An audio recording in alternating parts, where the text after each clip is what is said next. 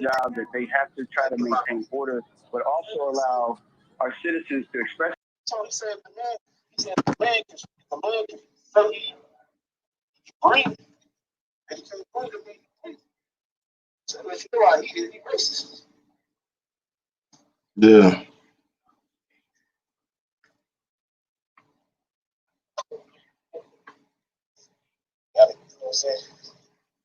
My place is powerful.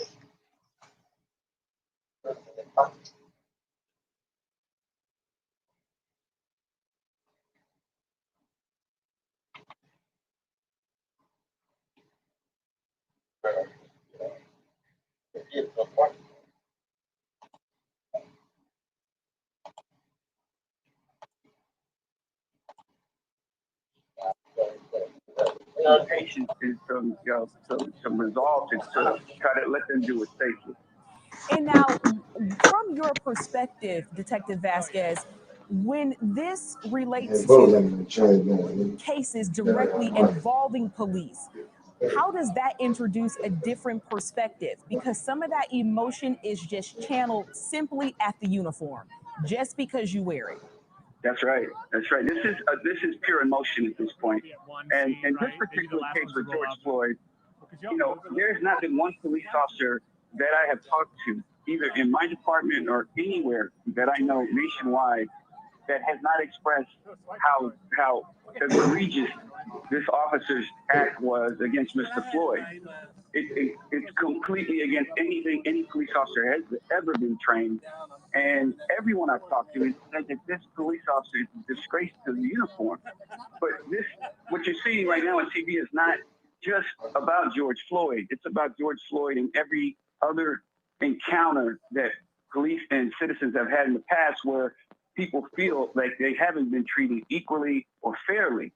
The system, there's such thing as systemic racism, and it's inherent, and it travels over time, over generations. And police departments are they have that ingrained within them. And and I can speak for my department, is, in my opinion, is taking the forefront and becoming as diverse as they can, and making sure that we understand that. I have not seen a city yet that has handled a protest better than I have in Atlanta, to be quite honest with you. The key here is allowing a balance, and I've said this before. My hope is that some of the community leaders in Atlanta can come out there and try to find an accord to allow our citizens to vent, to express themselves without causing violence, without throwing rocks and eggs and bottles at police, and the police allowing them to do what they have to do to feel like they're making a statement. That's my hope. Velasquez, now let's talk about the aspect when you bring in the tactical vehicles. Our shot is a little choppy right now, but we did see where they brought in the more tactical armored vehicles to try to disperse the crowd. That always tends to take things up a notch when they feel that now military style resources have been launched against them and their rights in the streets. What goes into making that decision to bring out that sort of artillery? When these things start to ramp up, the city or municipality has an obligation to, allow people to peacefully protest, but also to protect businesses and residences and infrastructure within the city. We cannot give a green light. There's no city that can say, okay, we're going to allow you to destroy things for the next hour. So as the police department starts to see things change, the temperature and the tone of everything starting to change. What up, people? What's good? They have to try and save a business or a house. Some of these tragedies and these fires and things that happen in these situations is that some of these things that burn down are buildings that are needed in the community, in those communities that are themselves disenfranchised. So there is an irony in that. So, I understand why they're bringing this out. And to your point, you are right. Sometimes it does stoke the flame, so to speak. And again, I don't have the answer to that. I think Mark is in the building. Police department has a responsibility to try to maintain order, but also allow our citizens to peacefully protest. How do we move forward? Y'all think they're going to do something in the 8-time, man, or it's just going to march and shit? And people are this is live, action man. and it's change. Live. What does that really even look like? It might from get a me for police copyright. perspective? No, so action and change are two, separate things. Obviously, let's talk about action. Action is moving swiftly when you see a case like George Floyd, who just senselessly was just killed in front of our own eyes. So let me start with that. I think that, that jurisdiction in Minneapolis or the state or the city, Chicago's active. I don't know. To have an arrest made, and I'm always one to say, let's wait for the facts, but everyone has seen the video. I'm a trained investigator. This must be rough on your constitution. I don't know what else I can see that's going to make me think that an arrest shouldn't have been made. So that's changed. Let's move quickly. Down there by let's CNN apply the law equally when it comes to a police officer versus a citizen if it's apparent that a crime has been committed. And that could have prevented, I think, some of what we see on TV. That's an easy road to block off, though. Ain't that much traffic down that road. Talk about training. Training's important. It should have been at a major road. Understand what the communities we're in. Police officers have a lot of discretion. A police officer doesn't always have. When the heads of Chicago will get riots tonight. That same discretion can be. What y'all think about them arresting a police officer, man? If you are trying to make an arrest, in the situation is so minor that the outcome, as the crowd starts to gather, is going to be worse than what you need. I still hadn't seen tape on the arrest, though. I want to see his ass get locked up. Away. So some of that, I think, in a training piece, I want to see that. Thank you so much, Detective Velasquez, formerly with APD, giving us that very insightful perspective from once being on the ground as a homicide detective here in Atlanta. We thank you so much for your insight tonight. Jeff, we have a long way to go. Kevin, you think it's going to get crazy in New York? Atlanta police, Aisha, have called for the protesters to that ain't much of a protest, get off the streets. Let's go right now to, we'll see if we're going to go to Hope Ford in a minute. Aisha, I'm going to go back over to you since you're on camera right now. Yes, and so we are monitoring the situation closely. As you guys have seen here, we were just joining you on WATL, but we have been on the air since 5 p.m. following this, where things started. We saw Hope Ford with the protesters as they started. They gathered earlier today, right before 4 o'clock there at the CNN Center, and they marched to the Capitol and then made Brian Scott said Atlanta soft. Center. So just really right now taking over that entire perimeter. There are several different areas. We have y'all hit that like button for your boy. And giving us that really in the middle of the crowd content. People are full. Awesome. Okay. Really packing so out those all areas over the right place. now, using the hashtag Black Lives Matter. This is a new one that I have not seen, Jeff. ATL for us, with the protesters, really coming together, creating their own hashtag. With this one, we're seeing people all over Twitter giving us their insight. No justice, no peace. Back live now to Hope Ford on the ground with Chief Shields. No. Can we say this surpassed LA riots back in 92? Hell no. People are upset. And they burnt whole neighborhoods up. I get it. They want to be heard. In several cities. How is your department reacting to this? We've seen pretty passive right now, but we've also heard on the loudspeaker that they do want to open up the road. This is a distraction. You know what? My takeaway is there really isn't traffic. The city's largely closed, so if people want to stay in the street, all right. Hey. This is a distraction. Is there any what? Is there any sort of curfew in place tonight? No. How do you feel about the government is plotting. You know what? Their folks are upset. Martial law. And I think they have a right to be heard. History. What's that? My thing is, I don't want anyone to get hurt. I don't want to see property damage, but to be I agree, Jim. I get it. I wasn't around for the 65 riots, but I heard about it. I was around for the 92 riot. It was pretty bad because it was more of a race thing. It was more black on white. You have to try to, when you put yourself in the shoes of the folks that are out here, it's the only. Damn, Jim, you were there for 65? It's a recurring. Shit, how old are you, man? Nothing changes. So to the extent possible, God I damn. really don't want this to be an arrest fest. I think that just further exacerbates a really difficult issue already. What message would you have for these protesters and for the folks watching right now? I think that, this is a bigger issue. This is a bigger issue than just a police issue. I think there's a societal issue that needs addressing as well. And I'm gonna check I that think out, real that brother. you can walk away from this, but you also have to ask yourself, what are you doing day in and day out to offset What's going discrimination? on And with I y'all don't think most people have a legitimate answer for that. on this Friday, man? Everybody got paid today. Come into the middle of this today. Yeah, because it's not just about the Jill said, let's protesters, change the subject. but it's also about my Damn. officers understanding you got to give a lot Shit, of it's latitude fine. here. And, maybe we will have Damn, to Jill, I ain't know eventually you was that resort to old, man. arrest. I get it. But you also need to make sure that we're not the ones escalating the situation. So y'all just saying the government is plotting. What they plotting on doing while they protest? It's only like 1,000 people out there protest. What they plotting? No, I don't know. Have you spoken with the mayor? Whether she told you about this? I mean, I can't. Uh-oh. My thing about this protest is they like 4 days late. Like, you know what I'm saying? You late to the motherfucking party and shit.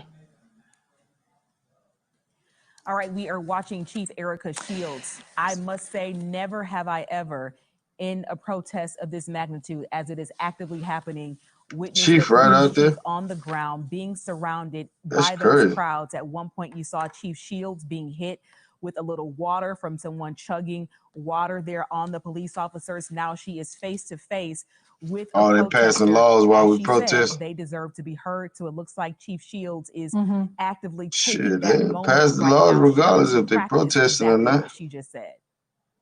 Think they gotta sneak and do it? Yeah, I was going to say, I've not seen that either, Aisha, in many years of covering demonstrations and protests, and how she was unflinching in that. And I wrote down something she said. I just wanted to repeat it. She said, I understand they're angry and scared and upset, and I get it. They want to be heard. They have the right to be heard. I want to see everyone safe, though. I don't want to see property damage. She talked about wanting her officers to give a lot of latitude.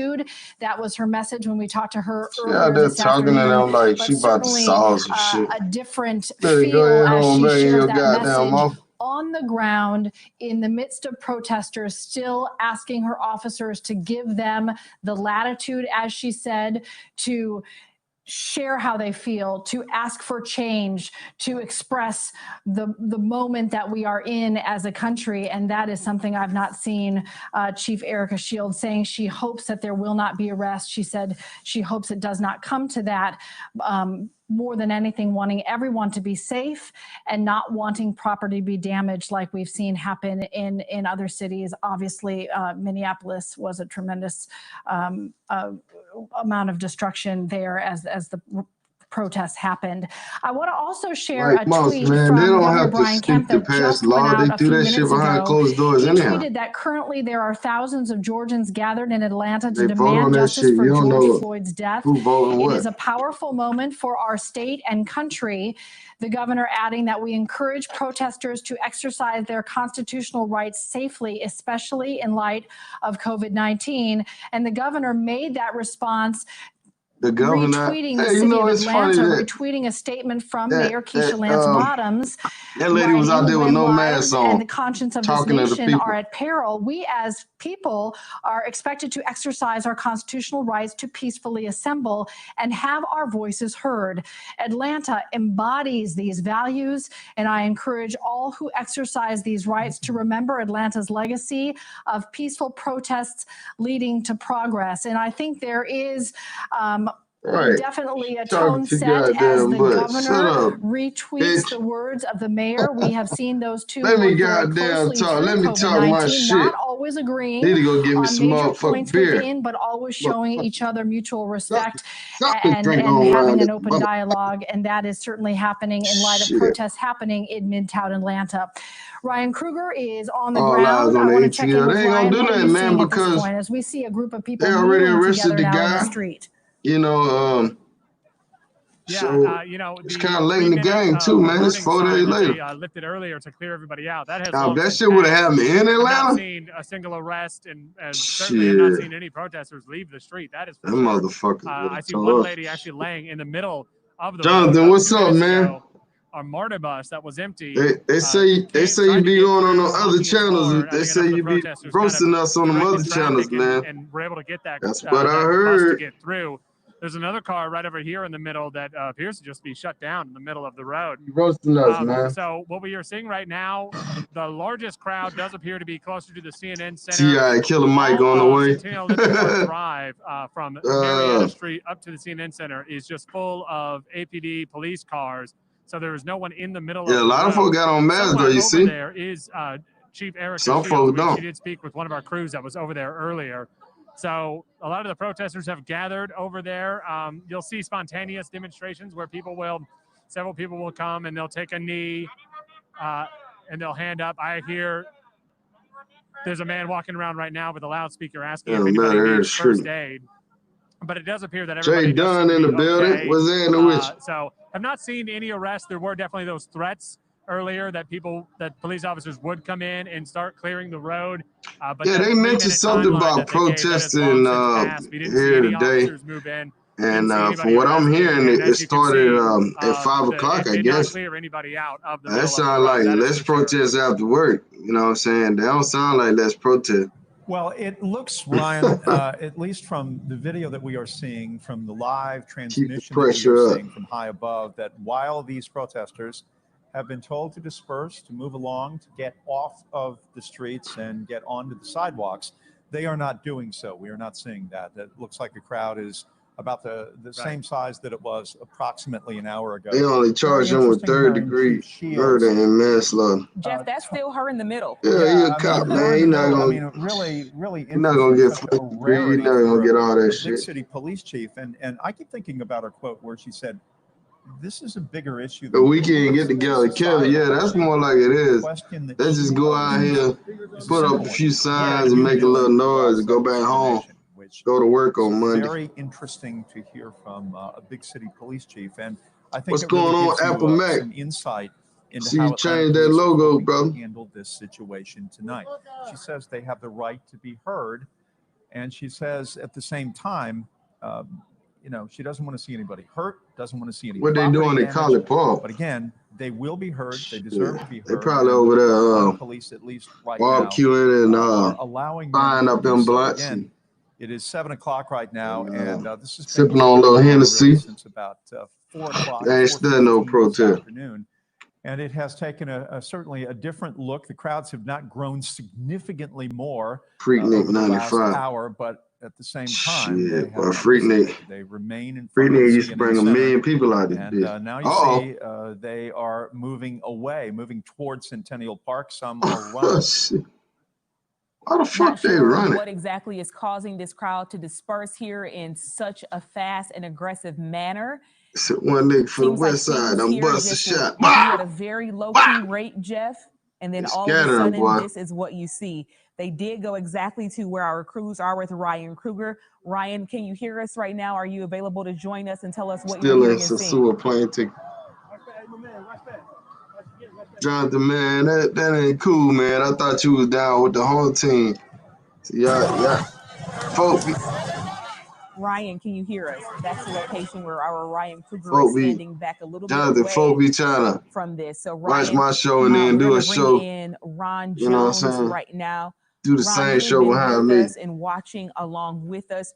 You know What's how your it go. reaction to Chief Shields tonight? Well, a couple of things. First of all, I mean, it's interesting to see all these folks running away. I'm wondering why they're running away. Was there gunfire? I mean, we don't know. We're still trying to get information from Ryan. Do you want to go to Ryan now, or I can talk about Chief Seals? But anyway, so I believe Oh, that boy, when it got comes them. to any police Boy, they got that agency, shit out there, Aisha, and boy. you touched on this before. I see those truck. Well, they ain't Culture playing with starts these from folk, the boy. top down. Whatever the officers are They doing ain't there on that playing with these skirmish folks line, as down I'm here, looking boy. at the video right now, whatever conversations they're having with the protesters, whatever type of interaction that they're having, But you know, is man, here in based Atlanta, to be upon the honest, I mean, leadership we from the do top. got our I problem don't with care if it's police, the chief of but police, ain't no if it's police the sheriff, just straight they up set the just tone. stepping on And nobody's all the neck years and that I shit like was in that. law enforcement, the 8.5 I mean, we do years have that I our was in law issues. Don't get enforcement me and wrong, but worked under several chiefs and deputy chiefs, I have never, ever seen a command officer or a chief or a sheriff walk right, amongst a the lot of armed protesters black folks and in Atlanta. engage them in conversation. Absolutely. Never seen that before. And she's taking some risk by doing that. And I'm sure CJ that some of Floyd her in the officers around building. her are making sure that she Salute stays to safe, because CJ it can become Floyd, a very man. volatile situation. But I have never seen that type of leadership. So it speaks volumes as to her leadership. And Jeff, you talked about this. You've never seen a Kaboom! big Guess who city stepped in the room? chief or sheriff do something like this. And so it's amazing to see how she is actually interacting with Our the barber, protesters, shit, he how the probably still officers at the are. shop, Now, man. you look at the video Still in here, there, you man. see the armored Yeah, vehicles and all of that, and you're probably wondering, he well, locked and how, loaded. this is just going to spark some type of violence, seeing that.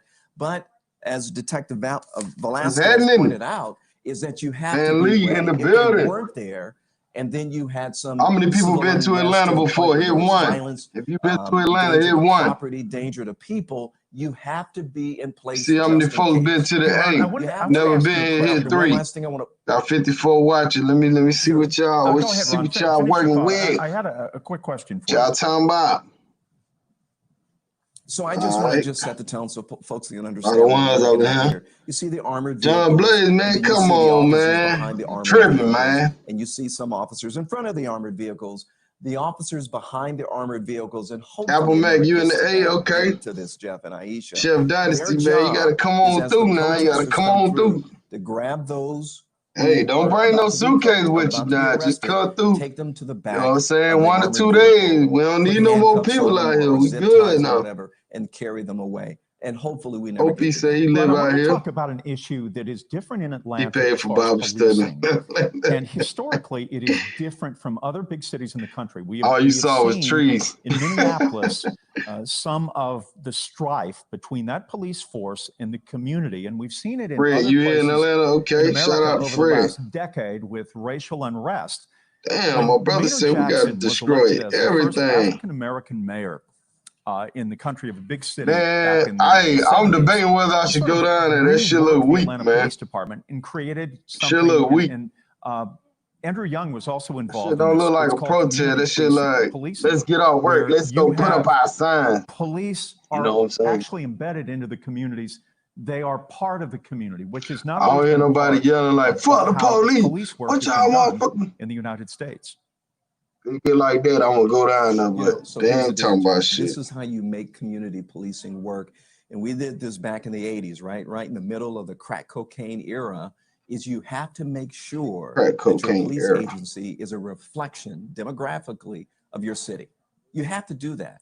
You must be proactive. And the way you do that is you have an aggressive recruiting campaign. As a matter of fact, Absolutely, T-Love worked in the Entertainment. recruiting department, we came out to Atlanta. I ain't responsible. We went out Nothing to y'all Chicago. hear, We went to nothing Houston. y'all We see went to here. different parts of the country because we did not reflect demographically. We did They not down by the reflect our CNN community Center. in Oakland. And You so can't tell where they at. They by the CNN Center, right on that we've done bridge. stories on how they have such a Right by the high CNN success rate and as far as Phillips solving Arena where the homicides Hawks and all of play. that, because many of those And officers right are across the from street that is community. Centennial They're Park. embedded in that community, and that's what community policing is all about. You're not there to police other people. You're What they there doing, to real partner brother? with these What they doing community out there in members and with CP, your bro? neighbors Call it so ball. they can help you to What they doing? police, What them so they folks can talking help you about? to keep Them your folks ain't community even safe. studying this shit. And you know, Ron, you make the great point about embedded in this sense that when you look at the Minneapolis Police Department and the Jay number Dunn of in those the officers building that work inner city in Minneapolis, none of them live in the city. They're all living out in suburbia. They're living a long way away Oh, from not there, those Jay people Dunn. that they police. That has been a big issue in Atlanta, certainly as housing has escalated. How do you keep Atlanta I got a few police and posters fire for you. living in the city, living among those people that they serve? You know, you have to have incentives. So I know in Oakland, before I left, and this was many years ago, right? A couple of decades ago, a lot of the police officers, and including myself, even though I was born and raised there, a lot of us moved outside the city.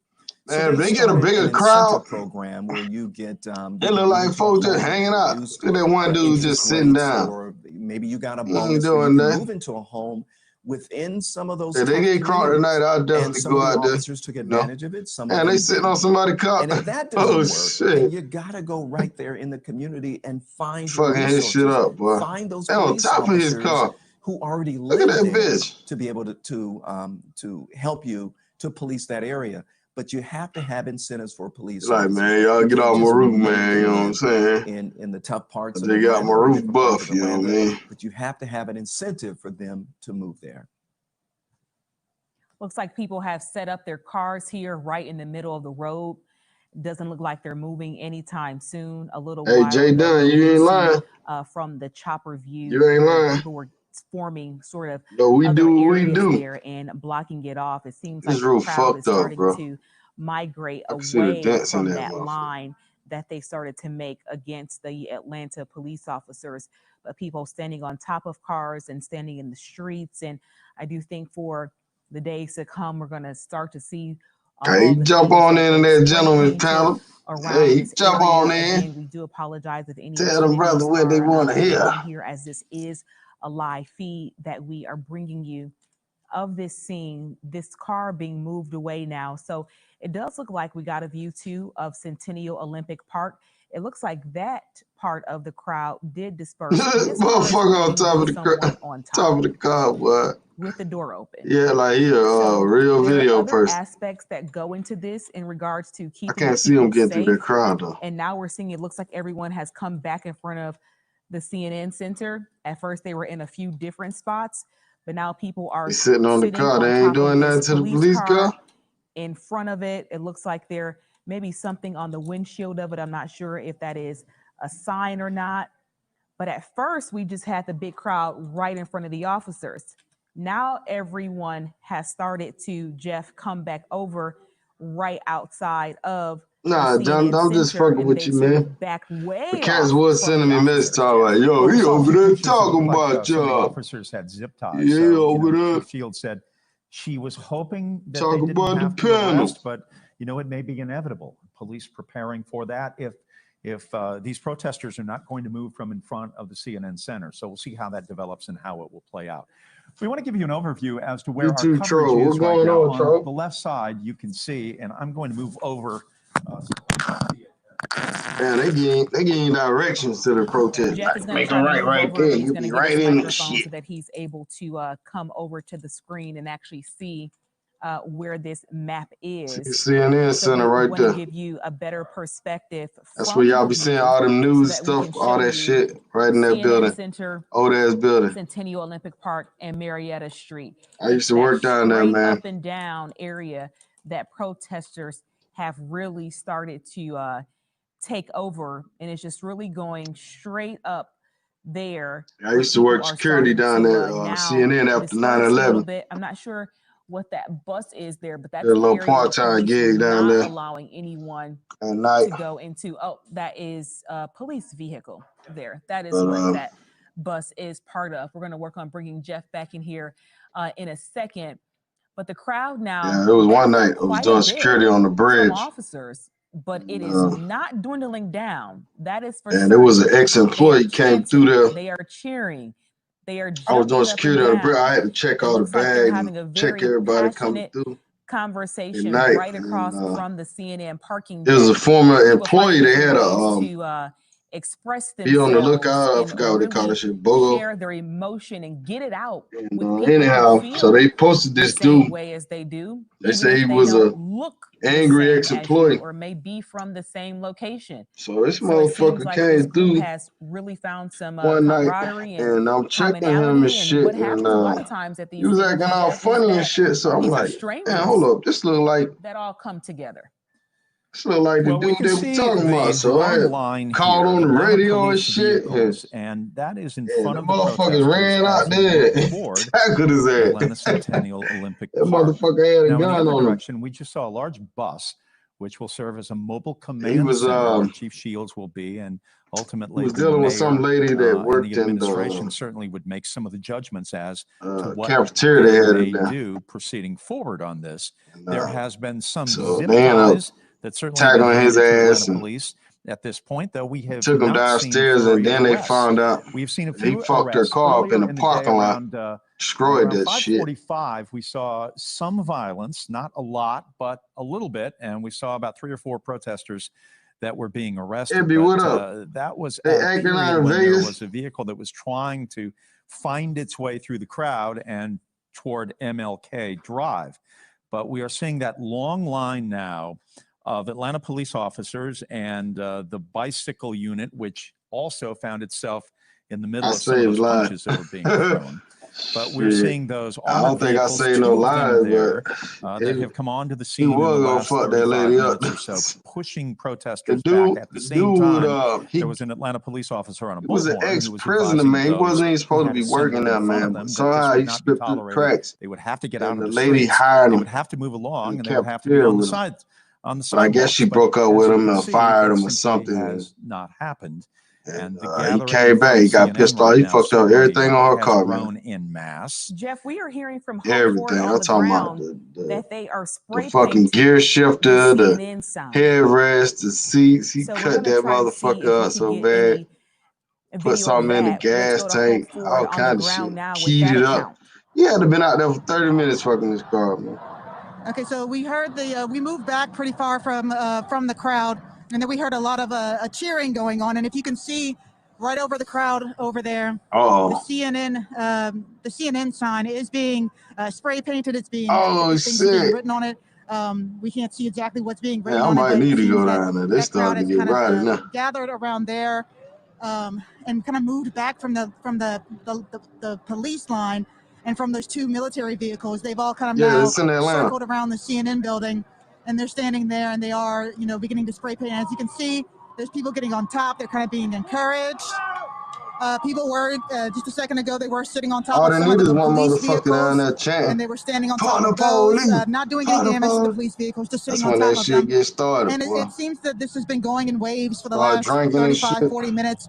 The crowd will calm down. They'll be being very respectful and continuing their protest. Yeah, it don't seem like it and then worth police it. will come over the loudspeakers and say that they need the crowd to disperse. And that's when the crowd gets a little bit angrier, and they start yelling back and screaming profanities, throwing water bottles. You indicated. And then it goes back to the crowd too, girl. I see. We need to go on down there together. We're gonna drive your car. It doesn't seem like the crowd is dispersing at all.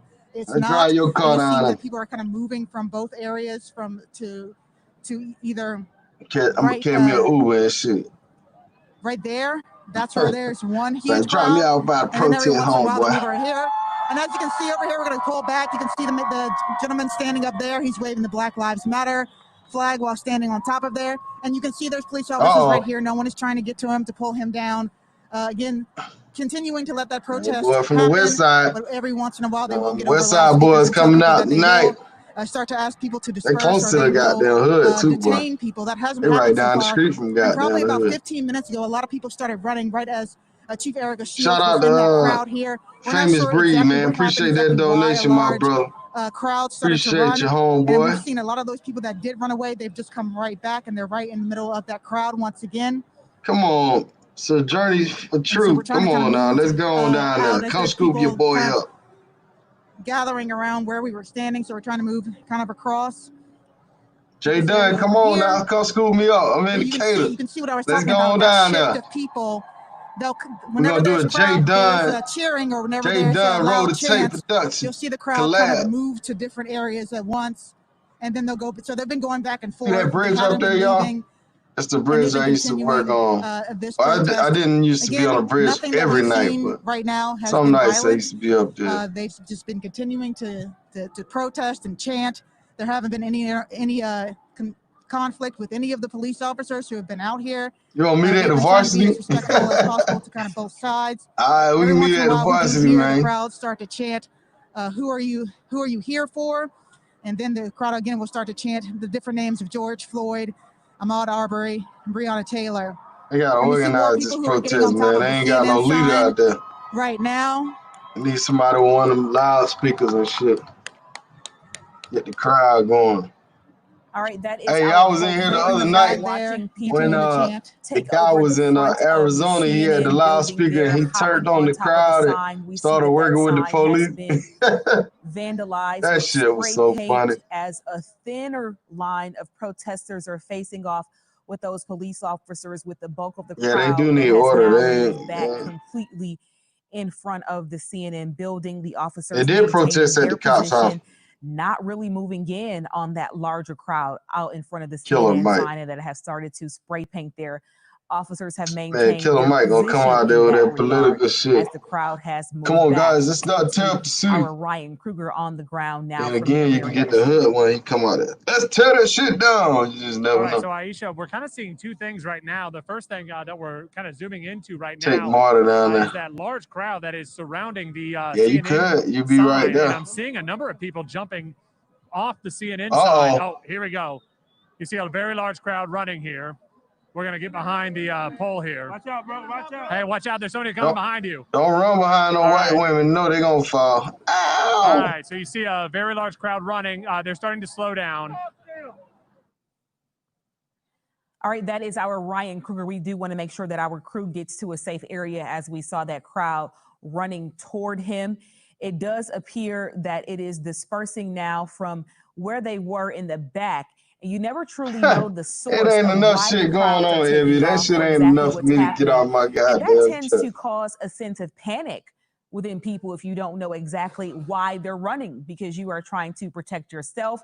You don't know if tear gas is coming or pepper spray is coming, or what sort of sounds are going off. You just really can't, differentiate what's happening in that big, large of a crowd. Now, Ron, as this tends to ebb and flow, you would go just to start shit and throw bottles at cops. Police maintain this position. Yeah, right. Give me the term again from law enforcement, what you call that line that the police are making. Jim, I don't know why they in front of CNN, man. Like, it's called a skirmish. They do have a, I don't know if they still have it, but they used to have a police precinct right there at CNN. So, just like you guys are. So I mean, most time it's yellow jackets or whatever.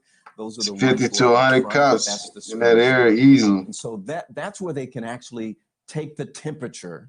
Plus, CNN got their own security crowd, and so they can arrest you. To do if it were to get out of control, they would begin to move forward. The skirmish line or that. CNN got their own security. They will arrest you. To begin to herd the crowd. Like somebody they throwing shit now. Earlier in the broadcast that to actually herd the crowd or shepherd the crowd. Dude picking up some shit. That's what they're going to do. Now, when I'm looking at this video, at police officers, bottles being chugged at officers. It seems like Ron was going to try to move in to stop what was going down. The West Side boys coming out. That CNN sign, because at this point that was vandalism to spray paint that sign. So officers felt the need to look at that motherfucker officer in the front. You think you tough? You better back your ass up. Flying all over the place. And so here's the thing about this, Aisha. When I was in Oakland as a reporter during the occupation protests, sometimes it's not water that's within those bottles. Sometimes it's paint. Sometimes it's other things too, so you have to be really careful. Look at this one dude. Are showing a lot of restraint. Trying to calm the crowd. I got a feeling that if this continues throughout the evening. They ain't organized. The police ain't organized, man. They just out there. Have already said that, hey, we don't want to arrest anyone. We want to be able to have them to express themselves, being frustrated with what has taken place in Minneapolis. However, at some point, the officers are probably going to have to move forward to get the crowd to disperse. And then that's when it can become very dicey. Yeah, Rod, I do see these officers displaying a great deal of restraint, with them being the ones to move back. They haven't really taken the approach to fully move in. Is there a moment or a time when they say, we need to flip this? Famous Breed, you think they're gonna do something down there? You say it's on the cell 15. People and property. Hey, people and property. If it gets out of hand, what you think? They gonna turn up later on into the evening, and I know ain't they're no folk throwing gonna turn bottles up down there. throwing at the officers right now. They're just knocking it out of the sky, knocking it down to the ground. But if it gets to the point throwing where pissy some of bottles, those folks are not dispersing, and it's also going to jeopardize the safety not only of the CNN officers, but the people there as well. I don't know. And the property. I know they've already vandalized the logo of CNN, but if it gets even more heated and more confrontational, more violent, then the officers are going to have to take action. They don't want to, but they're going to have to. Now, in some cities, Aisha, they would have already taken action. You see these bottles are being thrown at them. Some officers, and you can see there's, you know, all kind of objects being thrown. They would have already taken action in other cities. They brought them little trucks out there, like, you know what I'm saying? Them folks ain't scared of that shit. Not moving in now because they don't want to be the spark to set this thing off. And there could be some people in that crowd right there. They want the officers to be the spark. They want the officers to be the reason. They should go home and write the letters to the state as a complaint. And it could go in that direction tonight. And what they complain about in Atlanta, this shit didn't happen in Atlanta. Usually when it starts, the sun starts to go down, that's when it usually gets unfortunately out of control. And we are approaching that time here, coming up in about about an hour they and got, a half. We are they got a bunch of cars in the now. third hour of this protest. Ron Jones giving us his perspective as a former law enforcement officer. Let's get you back on the ground. The crazy boy, they get to that goddamn dome. Live report. The dome around the corner. Yeah, Aisha. So yo, Jimmy Carter, come school me up, man. Leave. I don't think they're going home. Come school me up. Ain't that far from you. Now continuing to march down Marietta. But we were seeing just a few minutes ago from our location, you could see several things flying through the air, and it did appear to be the bottles that you all were seeing as well. We've not seen any kind of mass good water movement as far as police moving in to start arresting people. Probably the most scary, if you will, thing that we are seeing is every handful of minutes, maybe every 10, 15 minutes. I'm not entirely sure what causes it, but a large group starts running, and they start running from the CNN Center down to this area. And that's, you know, concerning when you've got that many people because somebody could easily trip, fall, hurt themselves. I'm not seeing that. It does appear that everyone is okay. The big dome. You know, that's the one thing we don't quite have an explanation for why that happens. Hey, not the dome. We gotta play football in a minute. Somebody says something and everybody starts running. Don't fuck up the dome now. Don't do that, Jason G. We're seeing from this aspect. Don't give them no idea now. There definitely does see a large crowd of people that are running down. If you were with us just about 20 minutes ago, this whole intersection here was full of protesters in the street. Not really seeing that now. Almost everybody is on the sidewalk. They were telling people to stay off the street, that they would be arrested, but we haven't actually seen any arrests taking place.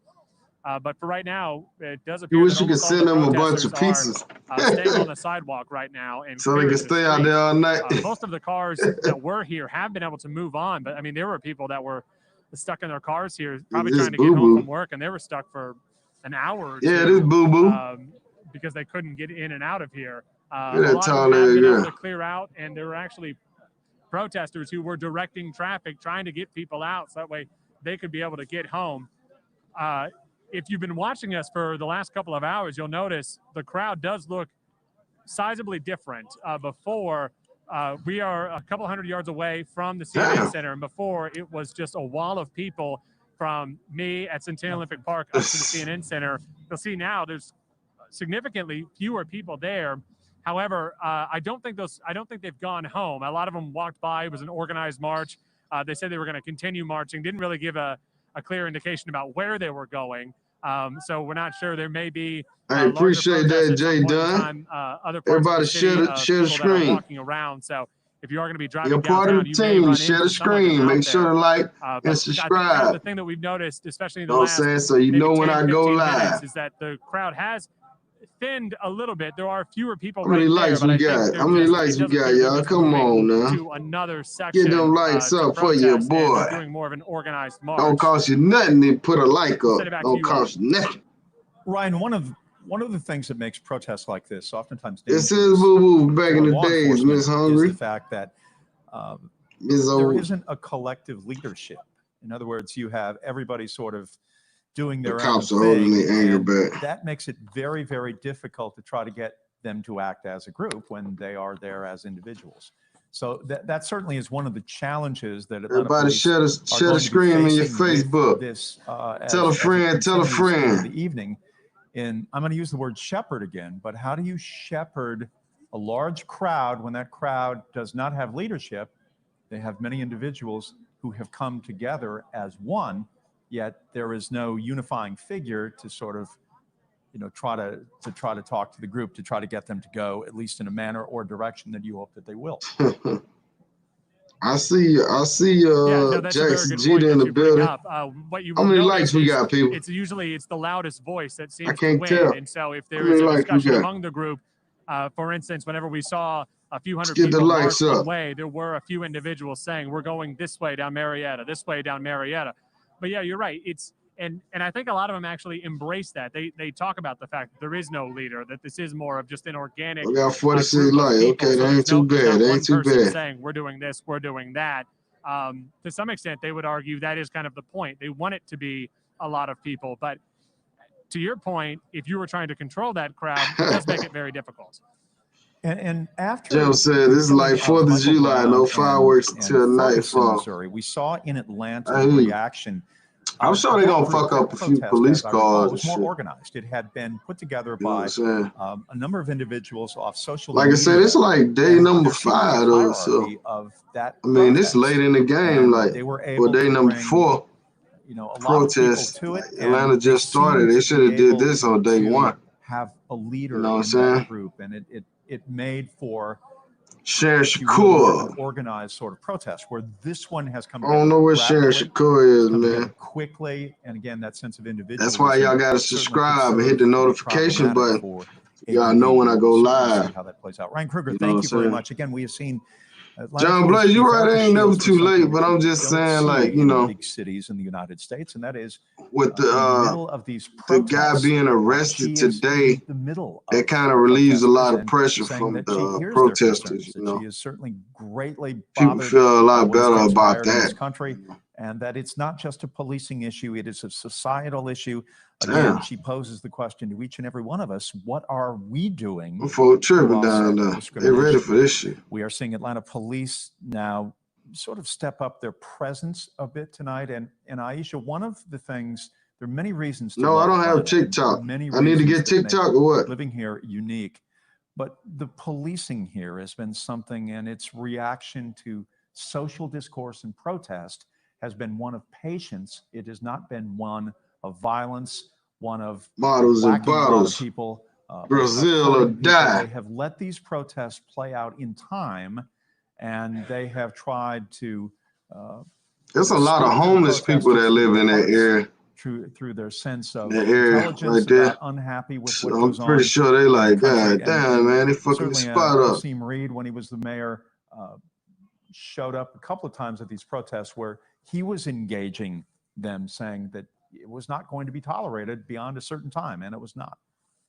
And it looks like we are seeing the police department, Jeff, as you said, with ramping up their presence. You got to believe that they're maybe, you know, coming up with some sort of plan here, especially with, as we see these protests, things really take a turn. 3rd-degree murder as we get and manslaughter charge. Especially when night falls. I agree. And so have to that be wasn't no fucking manslaughter for sure. Especially the fact that was fucking straight up 1st-degree and murder.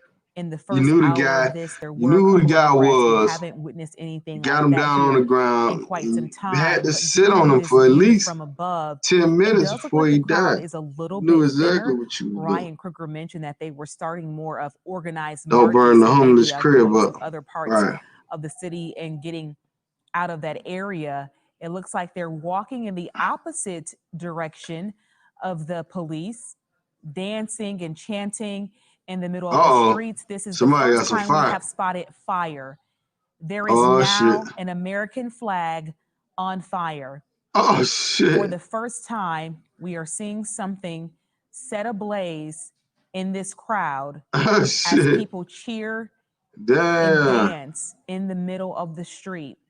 See, that's what I'm saying. They on the wrong street because it ain't nothing to burn down there. It ain't moving in on it ain't that. shit. Not sure if they are aware because of their positioning in regards to where we just saw that fire sparked. It does not appear that flag is They still fuck on around fire. and start a fire in the middle of that crowd, boy. Screen where we are witnessing this American flag being set on fire, Jeff.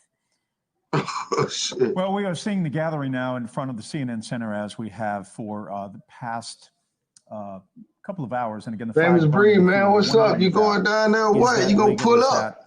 You know, is there an you ability going downtown or what, bro? In 1990, 30 years ago, what Congress passed the Flag Protection Act to outlaw knowingly burning or otherwise defacing the American flag. And the Supreme Court shot down that law as well, holding that it violated the First Amendment. There have been other attempts by Congress to legislate Colin Kaepernick could take a knee in protest, and all these folks was offended. All these folks was offended. Within the confines. Where them folks at now? You know what I'm saying? Like, your answer. Like, where y'all at now? Y'all not offended the guy, that act killed right the guy in the there middle of the street? Police fired did. up the crowd and got them riled up. We saw many more instances of much, bigger fires that took place in Minneapolis. So we hope that this is something for the sake of our city that does stay contained, even with a high APD presence. I hate these on commentators. The Them motherfuckers. this so is whack. taking place, and we are watching people, not show any signs. Oh yeah, if he could talk, he could breathe. That's it looks bullshit. like they have set up shop and they are not moving. Seeing even more spray paint. Initially, we just saw that on the CNN sign, but now we're seeing it on the front of the building. If it get bad down there, their building I may go down there. You know what I'm saying? Has really made it to what's different going parts. on. Still, this shit there's weak a right here. group of protesters, Jeff, that I don't know if they're taking turns or what as people, start to move about, but it is still that main line of protesters that are standing off with police, protesters on top of this parking deck across from CNN, Marietta Street, where Ryan was initially. That is completely cleared out as more people have just moved further up there to make that larger gathering where that flag was set on fire. Well, the tensions remain high. Yeah. Man, these motherfuckers ain't doing. What I'm gonna go down there? Just that have been be down there, the motherfuckers just talking to each other. And glass and different kinds of They supposed to be all in the police face. And a couple of hours ago, there were what the fuck? Involved. What the fuck? No justice, no peace. Bicycle patrol, but other than that, APD they out there with their signs and shit. Standing its ground right now as they are in that area, making sure that the protesters should be down there selling water. Hey, too fast. It is water right here on deck, pimp. Wait and see where this all goes.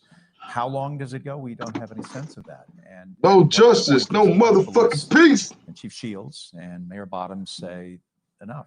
Chief Shields said that she wanted to maintain the position of letting. Do y'all want to see them get violent out there and throw bottles and start fires? Hit one.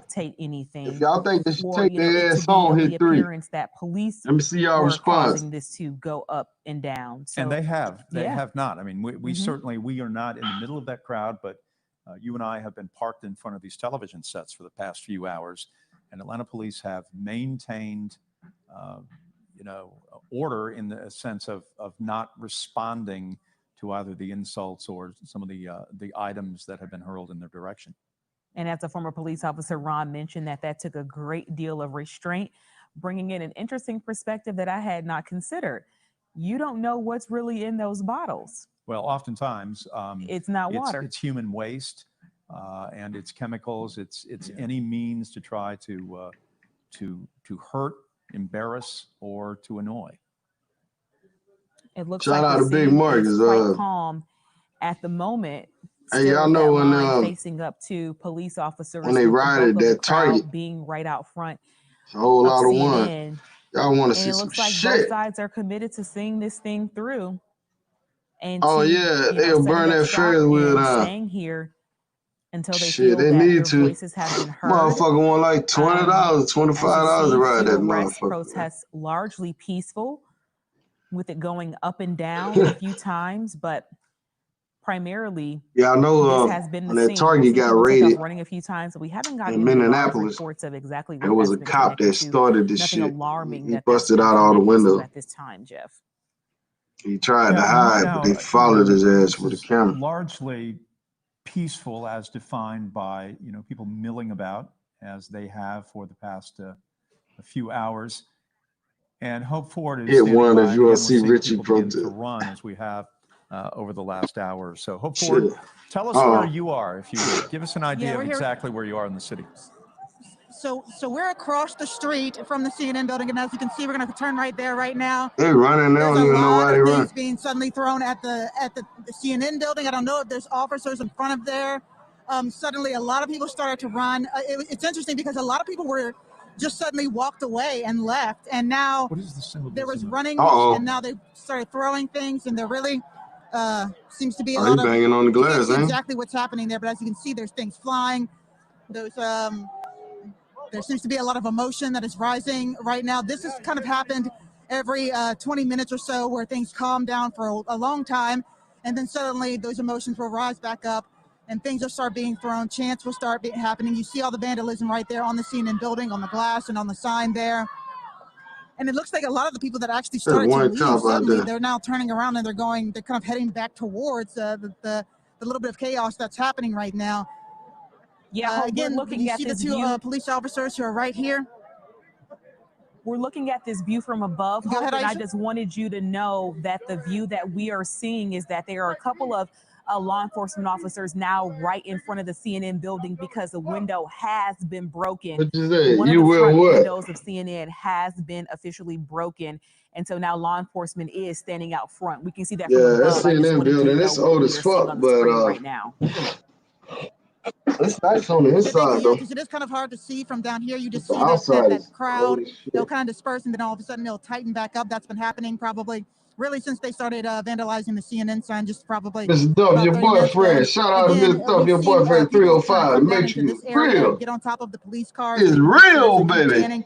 And the police will come by and they'll tell them to get off, and then they'll Mr. International, man. It seems to still be that I'm gonna wait till they set something on fire, man. Again, dispersing, and then it'll come back together. They set something on fire.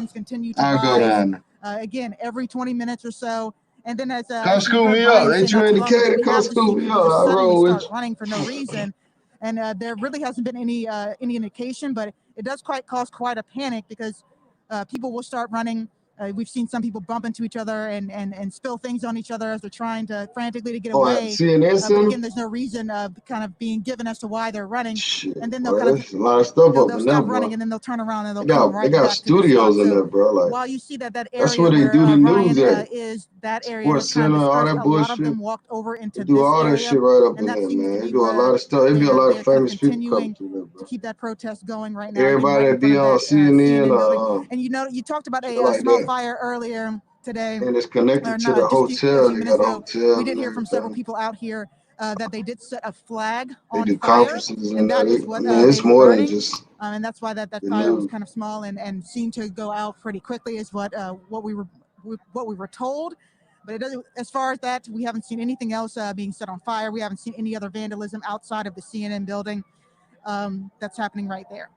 Yeah, and we do want to note that we apologize if any obscenities, foul language makes it on air. This is indeed a live feed. Y'all heard it, right? Hey, I ain't responsible if y'all hear some cursing or whatever. So we I ain't responsible. apologize if anything of that nature ends up on air. We are seeing officers dodging objects being thrown at them as they are trying to protect the front of that CNN building as best as possible. Now, initially, there were no officers in front of the CNN building, which is how the graffiti ended up there. But once the glass was broken, we started to see that front line don't get on no ideas, man. in front of the building to it's alive, protect man. that Shit ain't property. Copyright.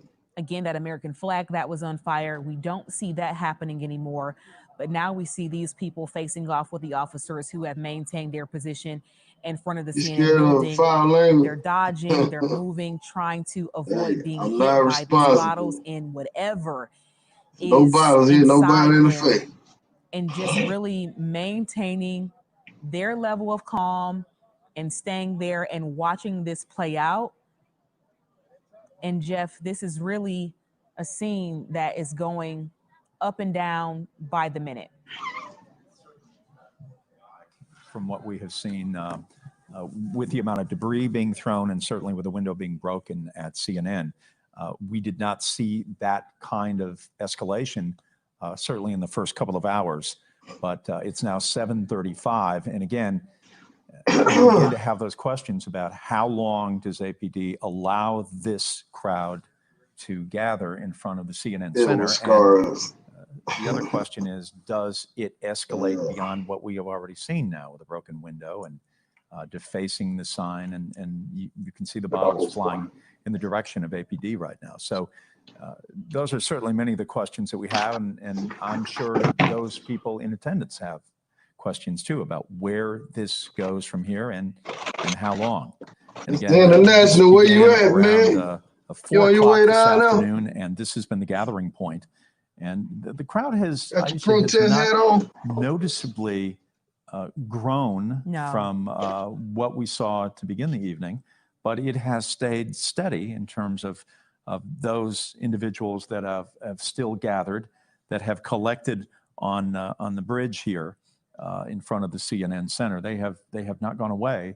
They remain steady, and again, gathering at that main entrance to CNN on the side that many people from CNN enter as they are on the parking deck, which is right across the street. And one thing that we can ask our crews, if any of them can hear us or if producers could communicate this to them, what are people on the ground saying about the significance of the CNN building? We know over the past couple of years there have been certain feelings toward the media or members of media, so we're not sure if this is where that's coming from, but we haven't gotten any clear indication on the significance. We think it's a lovely building. We're not going to destroy it tonight, but where they tomorrow decided to we might. gather, and the bulk of the graffiti and vandalism has happened outside of the CNN Center. Just being members of the media and from our personal experience, we can just recount the shift in attitude and demeanor toward the media over the past couple of years. But in an effort to be as objective as possible, we are covering this. We are hearing from even the chief, who said that she wants these protesters to allow their voices to be heard and major to news channel rights. But at this point, this is the area that they have indeed settled on, and it doesn't look like they're moving anytime soon, Jeff. Well, Atlanta police have historically been very patient, and again, that patience will be tested as the evening progresses. Yeah, well, and they were asked a while ago to get out of the street, and they are not complying to that. But Atlanta police have not moved in. We haven't seen many arrests today. We saw a few arrests when fights erupted with the Atlanta Bicycle Patrol, but again, that was late in the afternoon. And at this point, we just have not seen a lot of movement from APD, other than allowing them to be in front of this area, allowing them to be now on the street. You can see some skateboarders going on right now. But again, I think there will be a very careful examination and a sense of told you these folks they ain't trying to protest. Crowd when the decision collectively has been made to break a window, to hurl items at Atlanta police, and to also deface the CNN sign. So we'll see if it goes anywhere from there. Let's go back to Hope Ford, who has an answer for us tonight about the significance of CNN and their building in particular. Hope.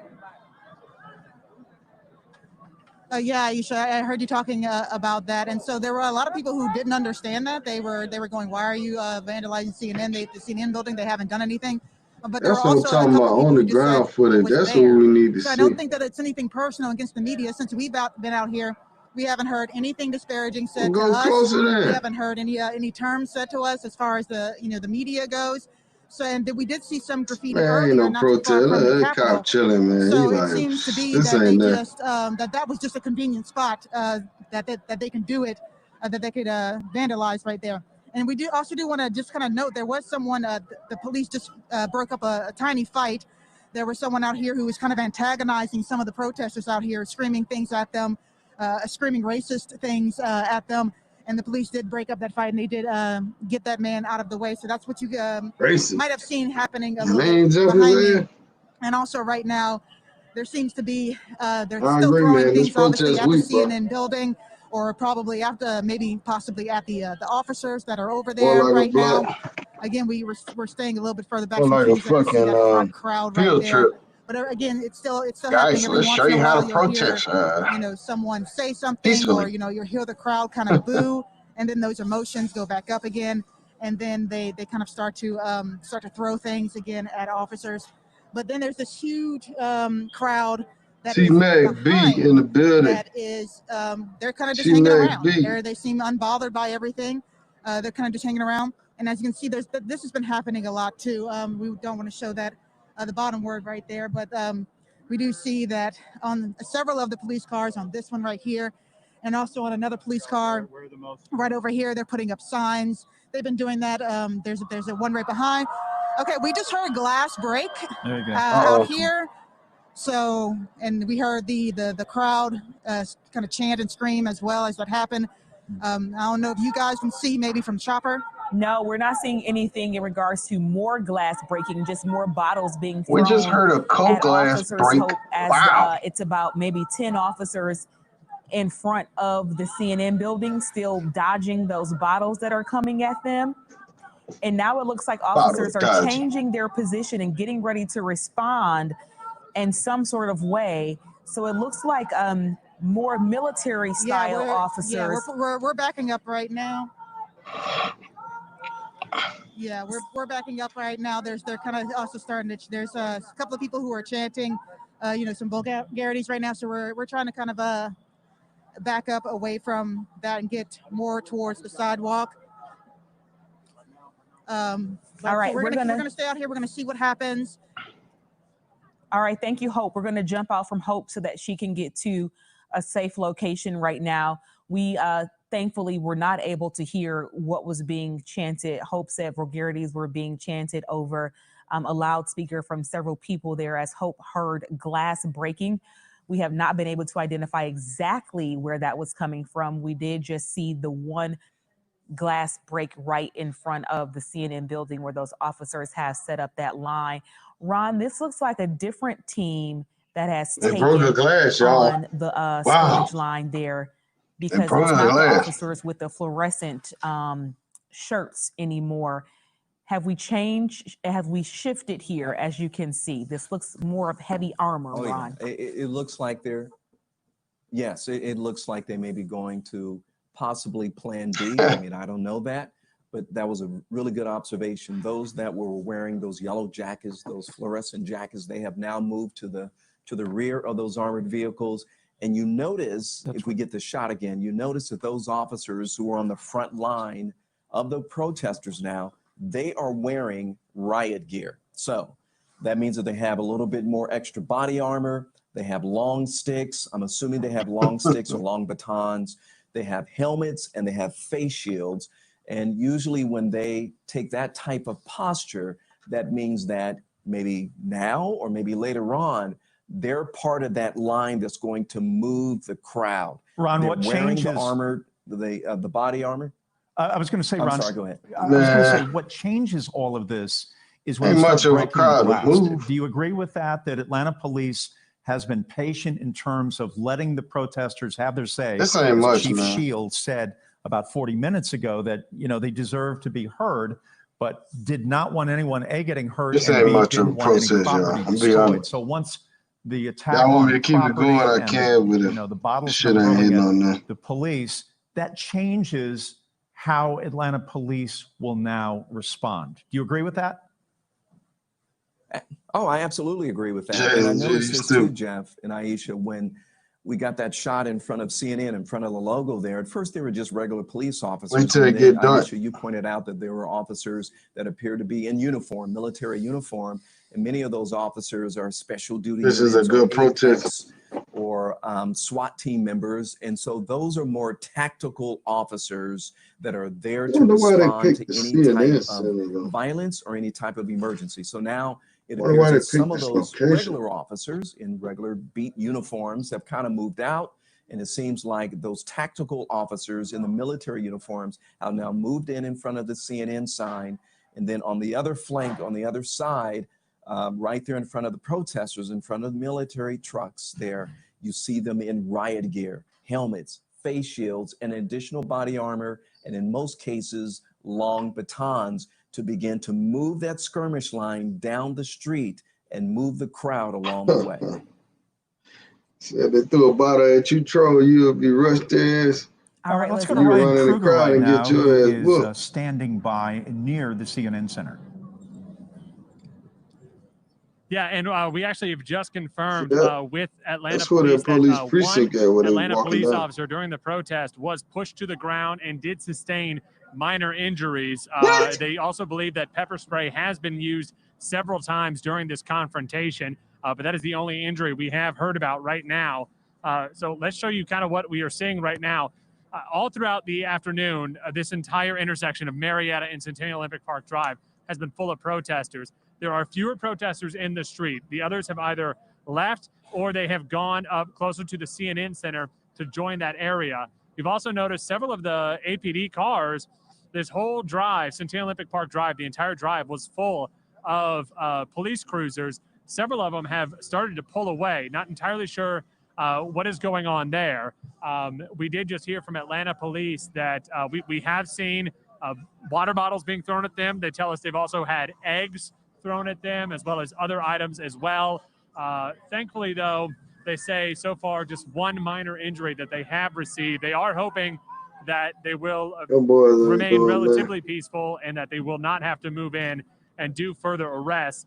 Every few minutes, you see this huge crowd that's right there in front of the CNN Center. Every few minutes, you see a lot of activity going on and people starting to run. And we have heard bottles being thrown. We have heard glass breaking up. We do know that it does appear that a window was broken up there. We know that some people in that crowd have been injured with minor injuries. Some of the glass shattered and did hit them. So that is kind of what we have heard for right now. And it's unclear exactly what's going on. There are a number of people that are seeming to walk away. But this is by no means ending at this point in time, Jeff. All right. Thank you, Ryan. We have received from Sergeant John Chafee of the Atlanta Police Department an update, an email on what is going on here at the CNN Center through the eyes of APD. And they say, quote, "We continue to monitor protesters on Centennial Olympic Park Drive near Marietta Street. The demonstration began peacefully. And then upon returning to Centennial Olympic Park, the majority of protesters entered the park while a portion walked south on Centennial Olympic Park Drive. Additional officers arrived. They began to push protesters back away from a vehicle in which a member of APD was riding. And that led to a number of scuffles between police and protesters. One officer pushed to the ground, sustained minor injuries. It does appear pepper spray was utilized several times during the confrontation on the officer.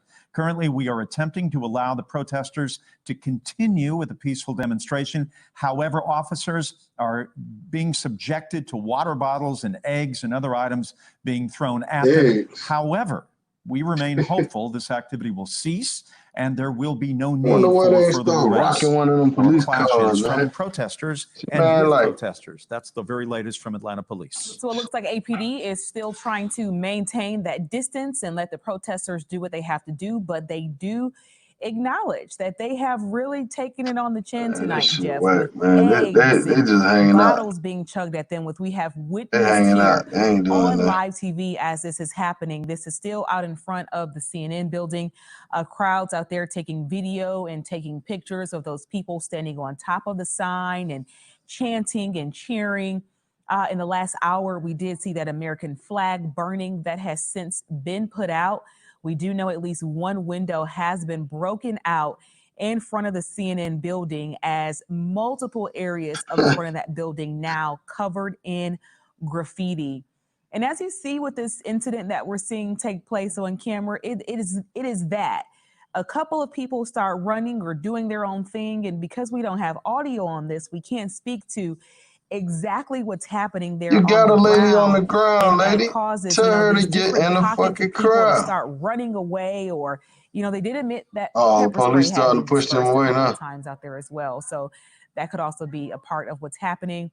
But now we see officers moving toward the crowd. For the first time, officers are moving toward the crowd, and he has his eyes set on someone Trip that he his is ass going up. after here. This is the first time where we saw officers in pursuit. He like, I'm tired. As the crowd takes off running, it appears that maybe something was thrown and that officer responded in a major way, came off of that platform. That was the crew, Jeff, that was lined up in front of the This building. fat ass is like, For the first time, they came down fuck off it, of man. those He steps gone to now. respond to whatever took place. That's the first time we've seen a response from APD at all during this. And even in the midst of glass being broken at the front door of CNN there on the bridge there, we have not seen that kind of reaction. So this may be an arrest in progress right now. We'll keep an eye on it. We'll see if we can zero in on that. Protesters ain't arresting right now. Looks like someone is on the ground, Jeff. It does look like they have someone on the ground right now. So you're right. This could be another arrest in progress. As Chief Shields said, she did not want that to happen. However, there are certain guidelines and certain lines that officers, can't turn an eye to. More running and more chasing. They probably just running around now. They just fucking trying to evade being arrested. Again, when you think about mass protests in the United States, they generally have had a sort of leadership ladder. They're running towards the crowd. A group of people that have been in charge, that have organized it, that have sort of done the call to arms, if you will, of people coming together. Man, we need somebody right there in front of these cops, what man. They believe needs to be changed in the country. Yeah. This everybody got their phone out too. We have seen a lot of running. We've seen a lot of people going in different directions at different times. It is not an organized protest in the sense of what we have seen over the last decade in Atlanta, which has been some very, very organized protests. This is simply not one of them. Yeah, earlier today, we did hear from someone who referred to themselves as an organizer. And even that person said that they were, very shocked to hear or to see the response and how soon that flyer came out. And they were shocked to see how big this crowd was. So even if it was organized by a particular group, I think this crowd really overtook that. Yeah, and ultimately, I think it makes it very difficult to try to disassemble the crowd as well. I mean, from a policing standpoint, you have a much more difficult job ahead when you have so many people that are sort of thinking on their own and doing their own thing, so to speak, in this about, how do you get them away from the street without arresting them? How do you get the message to them that, yes, their voices can be heard, but at the same time, it cannot go on indefinitely in the streets of downtown Atlanta? That's one of the questions tonight, and certainly it is one of those things that we continue to watch, just as you do at home right now, trying to have a sense of how long this goes on and in which means will it end. And we have some tweets coming in tonight from Ambassador Andrew Young, who says, I'm very concerned that the conditions may get out of hand as night falls. We don't need that. The smart thing to do is to take this energy and channel it into getting out to vote. We can bring about changes. I am very proud of Chief Erica Shields being down there in their midst. Our police officers are very disciplined and well trained. Ambassador Andrew Young goes on to tweet, I did my demonstrating for many years. If I wasn't so old and weak, I'd be down there with them now. That is the latest coming in tonight from Ambassador Andrew Young, supporting them, but also giving them a charge to channel that energy to get out to the polls and vote for the change they want to see. And the mayor also has spoken as well, saying that as a city, we're better than this, and urging protesters in downtown Atlanta to steer clear. Jeff, I'm going to jump in right now where you see Fucking this up. person that Go ahead. vandalized this police car. They are stumping on top of it, jumping on this windshield that has been caved in right now. We are seeing this happen live. No idea what led to this. You see those gates being thrown. This is the most intense thing that we have seen in this protest right now, with these police cars being vandalized, windshields being busted out, people running all over the place, throwing objects, police cars now under attack. I guess they were there initially to try to block off the crowds, but now the cars are under attack, Jeff. Let's go to Hope Ford on the ground. Hope, what can you tell us? Okay, so people are telling us that they were just in there and it was pandemonium. They're saying they were telling us, don't go any further, don't go in there. And as you can see, They're getting on the cars now. They're starting to stomp. It's okay. So we're gonna move a little bit away so that we have a lot of people who are shouting vulgarities, but you see, she wearing my country. you see that it's kind of starting to get out of hand now. Those emotions are What's wrong with that overflowing, motherfucker? and there are people who are, now they're starting to chant really heavily. They're tearing up the gate. I don't know if you can see that heavily on the right side of that. Oh, gallery. But they're really starting. Okay, we're gonna back up a little bit. They're really starting to kind of bang on those police cars right there. A-Town. And the crowd is moving back. The crowd is starting to move Shout back. out to Young Jay. Appreciate that donation, my brother. On all of those police cars. There are a couple of people who are kind of egging them like on. The neighborhood cut, girl. There's a lot of people who are in shock Appreciate you. and who are starting to back up from Salute, what's happening. fam.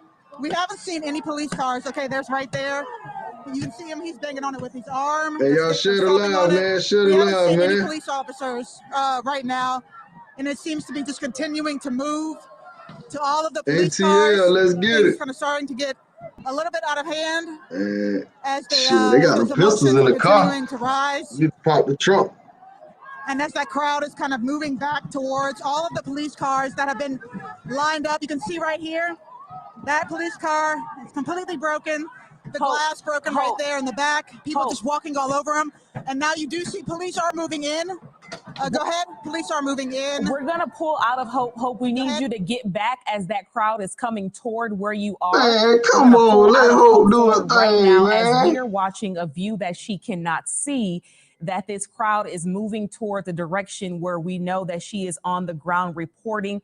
We do want our crews on the ground to be safe. Hope Ford and Ryan Kruger are in the midst of this, and we are seeing this violence reach a level, Jeff, that we had not seen before.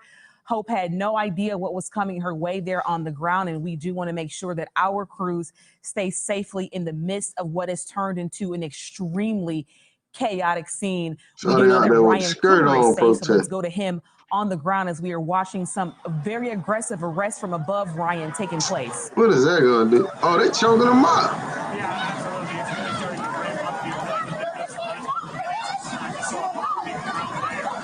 You can't arrest everybody.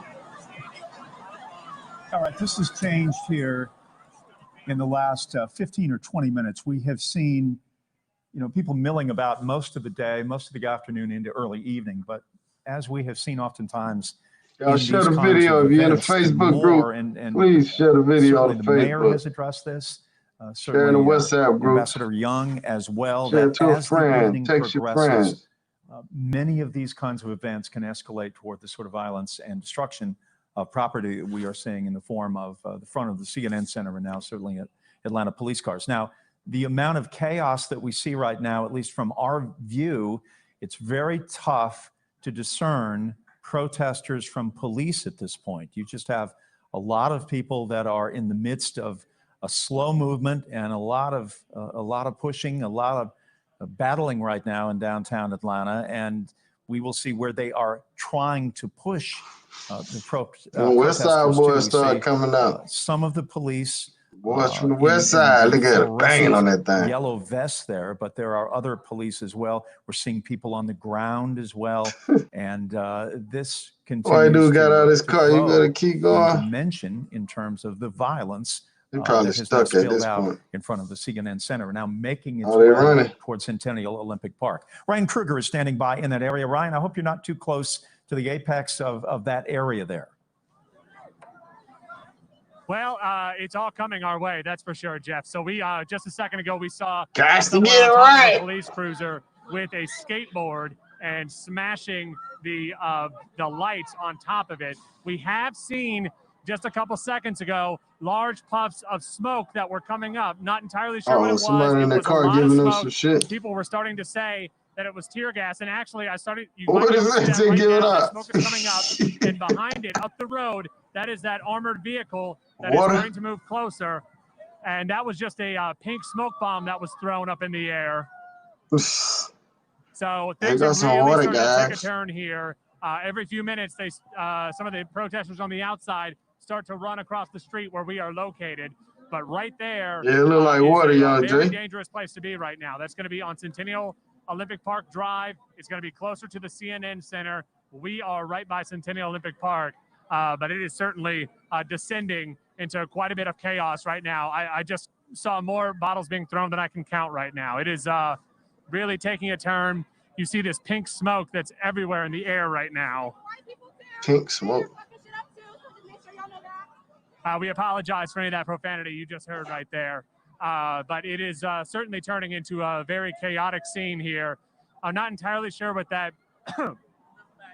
Yeah, we're going to move our gear back here right now. So what I'm seeing right now is a lot of pink smoke in the air. I'm not entirely sure where that came from, but right now it kind of smells like. Ryan, I'm going to jump in right now to talk over this arrest that we are seeing with this person being carried away by 3 officers by hand and foot. With the way that this is escalated, we can anticipate that the number of arrests are indeed going to increase. This is another arrest going down on the left-hand side of your screen. Man, let homie go, man. Behind that line, let my homie go. Third arrest there on the further left side of your screen. Y'all think they should let him go? Hit one. Are being taken away in zip ties or handcuffs as a result of these actions that we just saw. Man, he ain't did nothing to nobody. People jumping on top of police cars and vandalizing and breaking out the windows and using gates that were set up as partitions to break out windows. Let him go. We have zoomed in right now to show you just how severe the devastation is on those police vehicles. Glass broken out, the windshields are just completely damaged. Officers now, since that crowd has dispersed, they're sort of assessing the scene to see what has happened. Hit that one, y'all. Hit that one. Smash that one for me. Pushed away or ran away. 5 people in here. Make sure you hit the like button. At least 9 cars Make sure you hit the like button. have been damaged. We are being told right now 9 APD vehicles, at least windows smashed out there that we are seeing from above. So now police are assessing what's happening as they are also making a higher level of arrests out there tonight, Jeff. All right, we continue to watch this unfold now as we have an overhead shot here with Sky Tracker, and that's the mobile police unit, the command center, where they're making many of the decisions. Man, let the homie go, man. We're seeing a protester is now on the ground. I would believe that they are getting out zip ties to arrest. And let's see if we can pull back to get a broader view of what we're seeing. Oh, they do now a pole on in the his right hand. side of your screen. We're seeing more people running. Again, that's toward he took their ride Centennial Olympic Park and that Waffle House that's over there. Yeah, people are actually having the police Told y'all, boy, that west shields in side their coming hands. up I'm now. not sure if that's something that they purchased, but citizens have police shields. Let's go back to Hope Ford on the ground. Belinda Williams in the building. Yeah, you're right. Shout out to Belinda Williams. There's one I right tried there to email you with the back. I blue don't know what shield, happened. right there, we have been seeing a couple people. Yeah, bro, he took the walking thing to around with ride those. We have gear. no idea where they got those from. And as you can see, we're behind this huge crowd now. There is very few people behind us now because everyone has rushed towards those police cars that they were vandalizing just a few minutes ago. If I was them, I'd keep that ride gear. I'd take that home with me. Jumping on top of those cars, and it seems that this shit might be worth some money. Where loud bangs are starting to happen with Yo, the man, tear I gas, took and this from the police in Atlanta back in the rise. This way. And then as soon as that kind How of much died y'all give back me down, for they're it rushing right back on in there eBay? towards those cars. The cameraman you see right there, they're sleazy. setting small things on fire right there in front of us right now. What that shit gonna do? As this,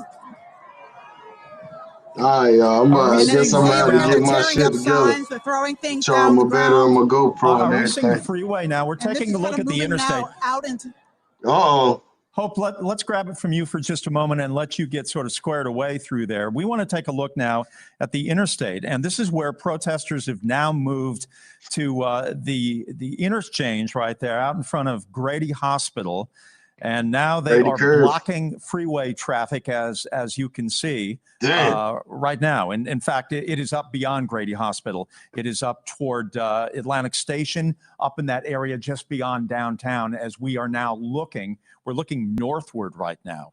So as we can see, Atlanta police, we also see the Georgia State Patrol, I believe. Yeah, some vehicles are in there as well. Yes, they are on the left side. APD involved, and the protesters now have emailed you twice, Belinda Williams. We saw an attempt to do that 6 years ago during the Michael Brown protests of Ferguson, and they were unsuccessful doing that. The Highway Patrol had blocked the area, protesters unable to get there. But this time they have spilled onto the freeway, Jason and that is Stoner. something new, something that we have not seen. Make sure y'all share the in live, these y'all. protests. Now, on the right side of your screen, shit. a large blaze has broken out in the area not far away from the CNN Center.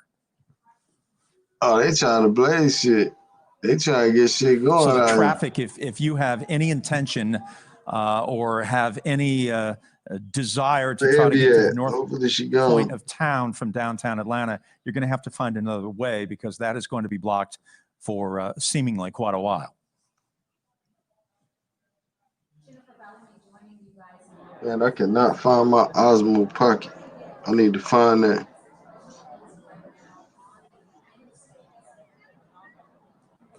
Jennifer, we're going to go right now to Ryan Kruger. Ryan, give us an update again, where you are, what you're seeing.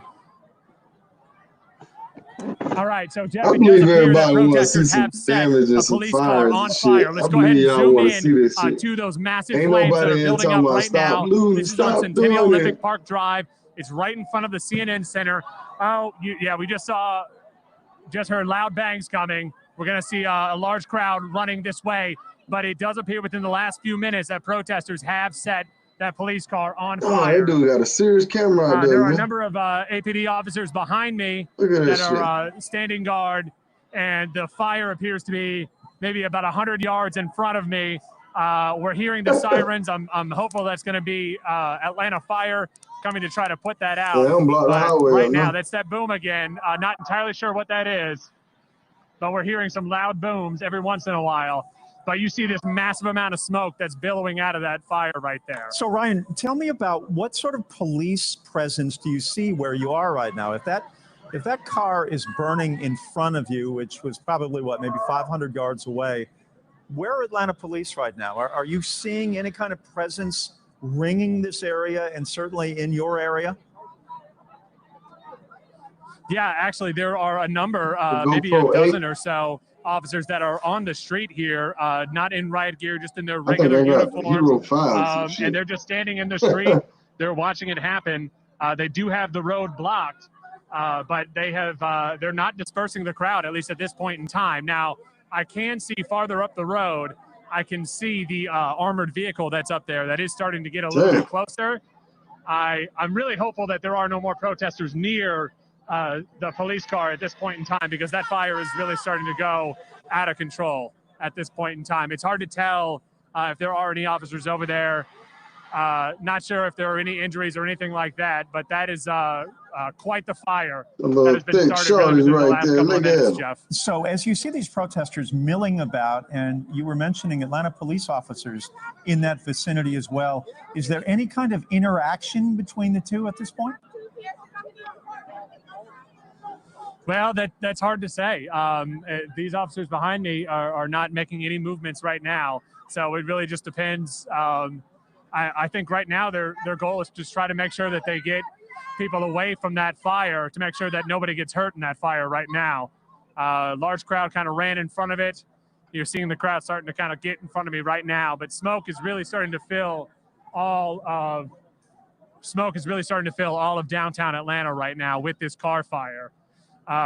It's really kind of going out of control. All right. I'm not seeing any fire department here yet. Go ahead, Jeff. I was going to say thank you, Ryan. We appreciate it. Stay safe in the midst of all of that. And we want to apologize to our viewers, as happens with these sorts of events that are highly emotional, highly charged. There is some obscenity you will either hear or see, and we apologize in advance for what you may witness. Ambassador Andrew Young is joining us right now. Ambassador, thanks for being with us. Jeff Hullinger here talking with you. How you doing? I am fine, and certainly have been better, as I know you have as well. Give me your view of what you are seeing on television right now, and the events of the last couple of hours that have transpired in downtown Atlanta. Well, I was really pleased with the early demonstration not going down that just the last 20 minutes or so. But the chief was there talking, police chief was there talking with the demonstrators. The police were very well restrained. Shout out Mizzo Hungry. It just got out of hand. Little soy boy, little soy boy, real scared of bad language. That come along and want to show off. Yeah. And we don't want to hear bad language. Sorry for that. And then they have really ruined Sorry, the you guys. demonstration, and they've done a lot of damage to the city. And I hope that you all have pictures of who was doing this, and we can track them down, and they need to be arrested. Oh, man. Do you have any message that you would like to share with young people that are frustrated or those who are planning to go to a protest like this? Is there anything that you would like to say to them in your experience in the American Civil Rights Movement? The quieter and calmer the demonstration is, the more powerful and effective it is. We were with the Klan that was acting worse than it is, the more quiet. Man, get the in St. Augustine. But when they came down and marched through the community, somebody got a dog. We sang to them and welcomed them. And come on, man, we don't want to see your ass. The power of people being able to give publicly was one of the things that swung the Congress to vote for civil rights legislation. Everything that they are enjoying down there, we fought for. The first time I was arrested in Atlanta, Shorty, look at Shorty. I was very polite. Cameraman, he's sleazy. He think he's slick. He's showing some bad. They still put me in jail because I was part of a demonstration. But that is not what we saw today. We saw a bunch of clowns showing off. Belinda Williams, what's good? What's that good? That wasn't true in the beginning. It was a beautiful, multiracial, multi-ethnic, different people were there with their parents and children, and it was a terrible thing that happened in Minneapolis. But one sick policeman should not be able to destroy Atlanta. We've worked too hard, and Atlanta has come too far to see this sort of thing. To see schools are closed. And normally schools are places where demonstrations are organized. And when the demonstrations are organized in schools, people can be with them to help them know how to close out the demonstration and end it. They had a very good demonstration for about 3 or 4 hours. Protesting down there. It has just disintegrated into foolishness. And it's going to hurt the cause rather than help it. In all of your years of civil rights marching and protests throughout the country, the one hallmark was you were involved organizing. The Reverend Hosea Williams we don't want to hear what he's talking about. The Congressman 70s John shit. Lewis, Dr. King, of course, Dr. King's late brother as well. Yeah, there the was cameraman that on sense shit. of organization that made this effective. There's been no organization in this room, no leadership. Cameraman like shit. There's leadership there. His ass out. We had a ground crew led by James Orange and J.T. Johnson. Yeah, it's a car on fire. And the Willie people need to Bolden, back up because that shit could blow. And we did not have a demonstration where we didn't have marshals keeping our people disciplined and organized, because what's going on killed in our demonstration. So people weren't inclined to act foolish. What you worry about? Kindness for weakness. And that's not the main demonstrators. That's a bunch of hangers-on that came along after the demonstrations were over. Do you have a we sense don't of want to hear optimism about this watching shit, what has happened with police and the issues of young black men, of the violence that we have seen now in response to all of that? As you take a look at what's going on in I America emailed you today, back. Well, I'll get with you a little later, though. Or are you somewhat pessimistic at where we are and No, where that's we may be Andrew going? Young. He used to be a mayor. No, I'm not at all pessimistic. We've come too far, and we've had too many people sacrifice and suffer and die. And we're not going back, and we're going to have to find a way. Hatch. I wish I was. Thanks for screaming, man. I'm going to smoke a bowl and relax. All right, pimp. I'd be out there with them. Make sure y'all Trying subscribe. to control them and trying to. Make sure y'all like the video. Hit the like button. I can't deal with crowds, even when they're peaceful. Do you have any advice tonight, Ambassador Young, for Mayor Keisha Lance Bottoms? What would you tell her tonight as she takes a look at these pictures like we all do? Well, I think that she and the chief of police and the police force did a very good job of maintaining a very first a disciplined crowd and then an angry group. T.I., the rapper, was down there too. And we need to get more of the young people and young people that they know to. But the police did very well. And the police were not in riot fear. They didn't throw tear gas. It was only when they were confronted that one of them, somebody used pepper gas. But that's dangerous now. Mike, you already know. They set fire to an automobile. They broke windows in all the police cars. And this is the money that should be going to help educate them, help create jobs. Man, we don't want to hear all this shit. This was an angry, frustrated, stupid crowd toward the end. And when they burn the American flag, I get upset because I've been all around the world, and there's many troubles as we've got. There isn't any place I want to live or could live where I do as well as I'm doing here now in Atlanta. Oh, that's as good as we are. Man, they way off subject. Ambassador Andrew Young, shit. thank Talk you for about your counsel. Fucking dude that got Thank you killed. for your time tonight. We greatly appreciate it. Okay. And, stay healthy. You're a young 88, and we hope to be talking to you in better times here in Atlanta. Well, thanks a lot. Bye-bye. Thanks. All right, I'm Jeff Hullinger along with Jennifer Bellamy right now, and we That's a continue girl to that booked watch that. what has unfolded in downtown Atlanta. It began with a peaceful protest around 4 o'clock this afternoon, and it grew in numbers, and it has escalated in chaos, ultimately in violence. We have seen 9 Atlanta police cars at last count. Yeah, famous Bree, he needs to shut up. Windows. Talking about the 70s. We have seen this shit ain't got nothing to do with the 70s, man. Destruction of property, whether it's this shit got to do with police, police brutality, the front entrance there. We have seen all of these issues killing transpire people certainly over the last hour and a half or so. I'm Jeff Hullinger. Or brown or whatever. Even the police kill white people. Like, come on, man. Coverage right now, Jennifer. Yes, Jeff, we continue to watch this scene unfold in downtown Atlanta, and it appears as if we've kind of moved back to one of those peaceful flows, one of those more calm flows of this protest that we've been watching. If you have been with us for some time now, you did know that we had those cars that was that car that had been set on fire. That you can see the remnants of that smoke still going there in the distance of this shot right now. But again, we have seen moments of high intensity and some lulls, kind of like what we're seeing right here. We don't know what's going on a little further down the street because as we have continued to monitor I agree, famous Bree.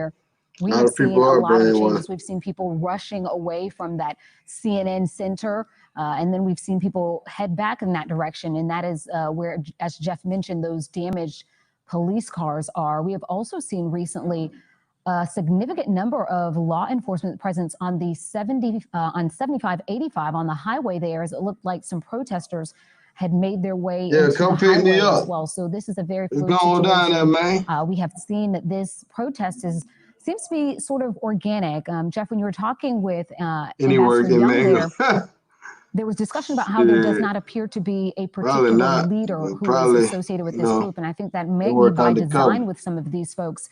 But again, with that being the case, we are seeing a situation where people are doing whatever they want to do, moving freely from one area to another as part of this protest, as we have continued to watch and monitor. what we have seen throughout the evening. Again, right now, we don't see much action. It looks like a lot of people milling around from this vantage point. This is right there in the corner of that CNN building with the Centennial Olympic Park on the other side.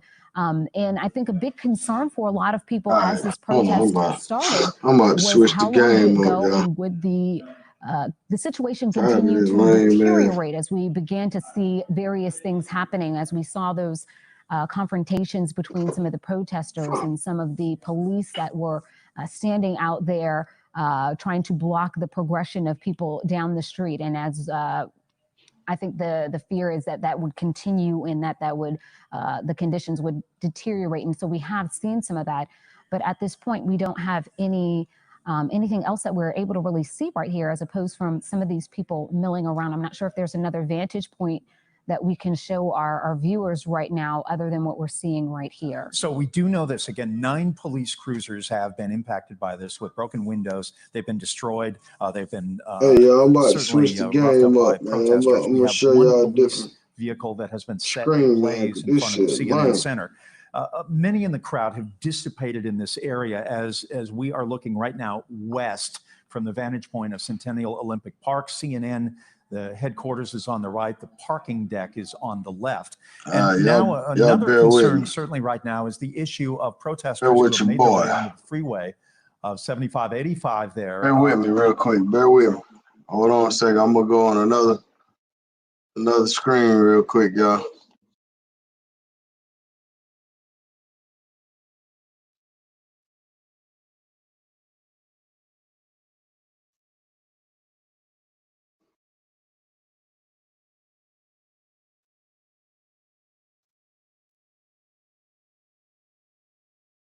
Of downtown Atlanta. Crash Clark joins us now. Crash, and by parking lot, rather. And we're going to continue to see what they are doing out here and what officers do to try to get this under control. Right now, I'm live in downtown Atlanta. I'm going to send it back to you guys in the northbound side. What we're looking at right here is the Varsity and North Avenue. But you can see from one of the maps that I just pulled up right here, there is a lot of traffic that is now starting to obviously slow down around the Grady curve northbound and then southbound traffic from Midtown right around the Brookwood split. So we're definitely seeing a huge impact downtown. Obviously, a lot of flashing lights and police presence. We've seen this before. They decide to bring any of those into play as we go back out to Brittany Miller. And Brittany, talk to us about where you are and what the mood of this crowd is right now, having watched Let me know if y'all like this better. Several police. Hit one. If y'all want to go back, so I'm hit actually 3. not too far from my colleague, Ashley Thompson. We are all in the same area because this is the safest area to be, and this is actually where officers moved us. I actually had to put on my press credentials because they tried to get us to go into the crowd, and we said, no, we're media, we're press. Please let us stay here to be safe. So they did allow us to stay on the steps. I went to another screen. The CNN Center, just to give you an idea of where we are. But you can see behind me. Jay Liver in the building. What's happening? What it do? Formed a line, what I've been calling all day, a human barricade in front of these protesters. And what they'll do is they'll stand there with their hands and in one unison chant, keep it on, baby girl. Move. And as they chant that, they take a couple steps.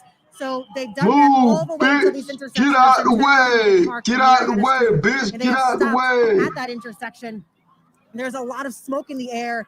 You can still smell the char from the burnt car that we saw earlier today. But that is not. Somebody need to ride through the crowd playing some rap music and shit. To do what they're saying they're doing, which is fight for justice. How did the fire go out? Earlier today, but this is taking a turn. You know, Rick, you mentioned the word destruction, and that is all that I've seen. Oh, they must have had the fire trucks come out. It is just unbelievable, really. So we don't know. Like I've been saying, we don't know what's going to happen next. This has been a very unpredictable day, violent at times.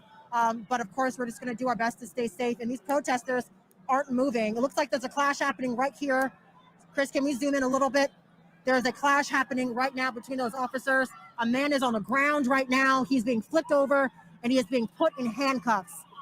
Man, let the brother go, man. He ain't did nothing. Another person handcuffed by Atlanta police officers at the intersection of Centennial Olympic Park and Marietta Street.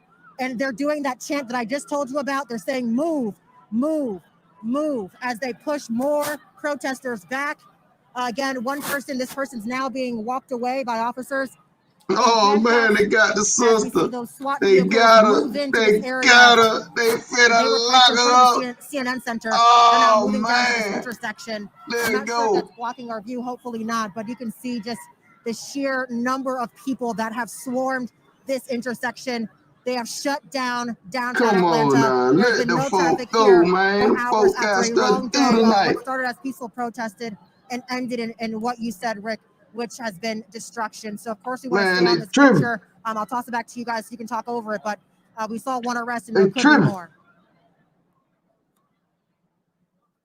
Yeah, Brittany, it is very unfortunate that it has turned to this, a day that has started out more than 4 hours ago. We went on the air at 4 p.m. with a look at this protest that really started in Centennial Olympic Park, where people gathered really as an effort to get their voices heard and to ignite change. And we are hoping this will not be the only headline tomorrow. Unfortunately, the destruction and the violence, the part of the protest that turned violent in terms of smashing windows and the destruction of property there. And it's unfortunately that the message could get lost in all of this. And do want to note too that this is not the only protest happening across the country tonight. It is a Friday night. A number of people across the country are still working from home. Many cities have not fully reopened. So there is more of an opportunity for more people to join protests like this one. So in the city of New York, there are protests as well. And in Washington, D.C., a protest across from the White House, and certainly in Minneapolis as well. And we're taking a live look right now. One of those vehicles there, we see an officer on top of that in full gear, making sure they are protected. They are there for crowd control, of course. And Rick, we've been talking about just wondering how long police really intend to let this go on. Most of that damage being done there in front of the CNN Center. But many of those officers armed with or have zip ties with them. And that's often what we see in these kind of protests, is that that fringe element, those people who are doing damage to property and causing many of the problems, are zip tied and taken into custody. And I got a text actually from our CBS 46 political analyst, Rashad Ritchie, who says he will actually be representing some of the people who are in the bonds. He's paying the bonds, rather, of protesters because he does expect things to get very busy tonight. So he will be probably likely at the jail this evening, along with some other protesters who may be taken into custody. So this is all unfolding, and there's just no way to tell where this is going to go from 1/2 hour to the next, Rick. No, and you take a look at this image of a SWAT officer on top of his Bearcat with his weapon trained on these protesters who are there standing in front of his vehicle, and you can read the signs there. Black Lives Matter is really the message of the day when it comes to these protesters, and it really is amazing, Tracy, that it was really only about an hour or so ago. Y'all think they're gonna go all night, y'all? Y'all think they're gonna go to 2, 3 in the morning? Congressman John Lewis. Talk to me now. Getting, Hit one if y'all think they're gonna go all night. Their praise, not just for the protesters, but for the police who have shown. Hit one, man. Let me see if y'all still woke. Y'all like y'all sleeping out here. Several hours. And now, unfortunately, the story has turned.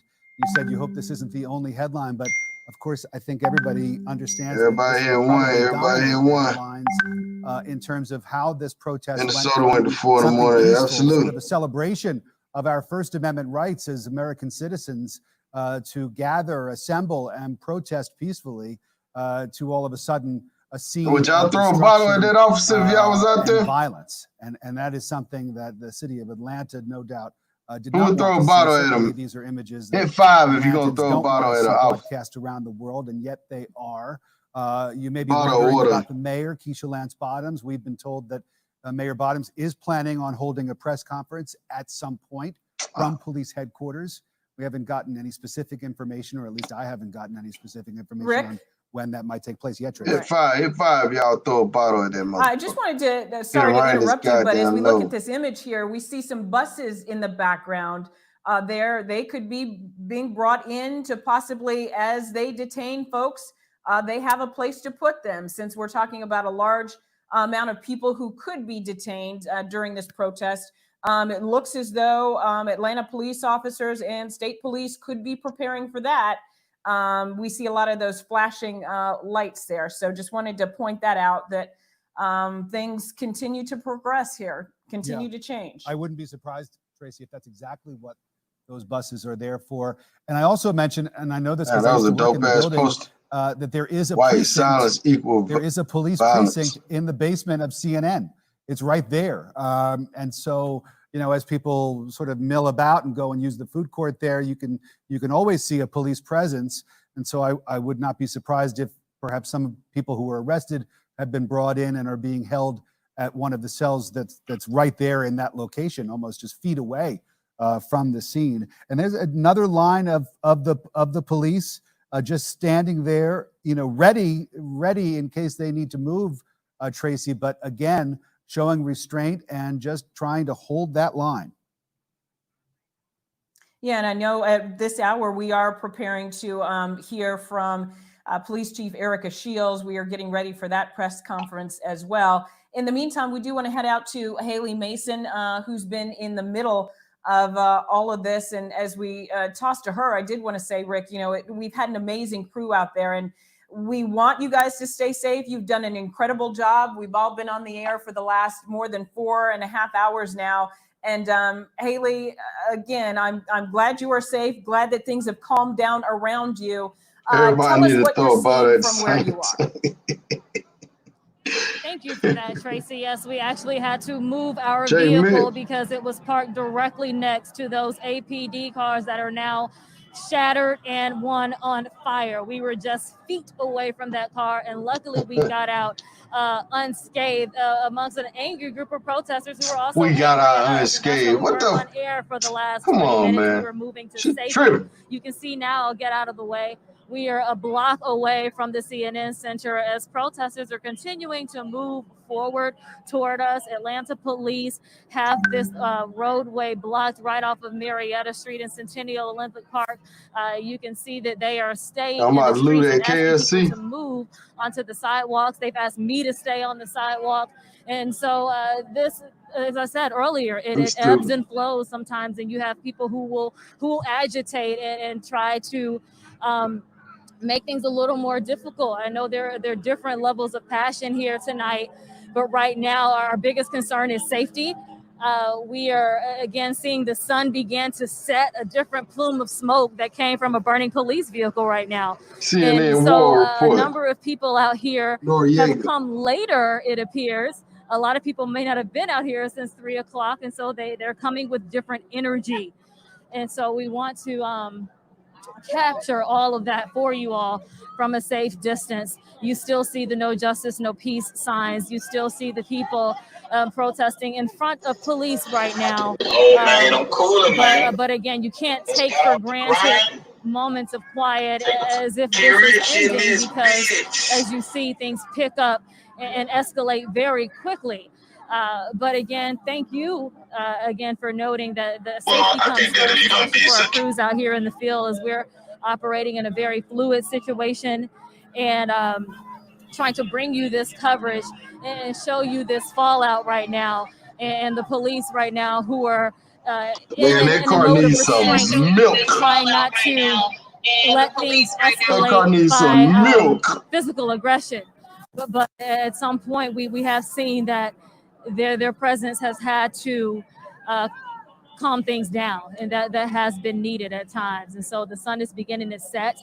We don't know when this will end, but again, we are trying to stay safe as possible to bring you this coverage as it gets darker here tonight in Atlanta. I will note that the streets are not all shut down. It's primarily just shut down around Marietta Street and Centennial Olympic Park, around where this protest is now concentrated. I want to note, though, that this took a turn This has only made it to one stop so far. We started at the Capitol earlier today.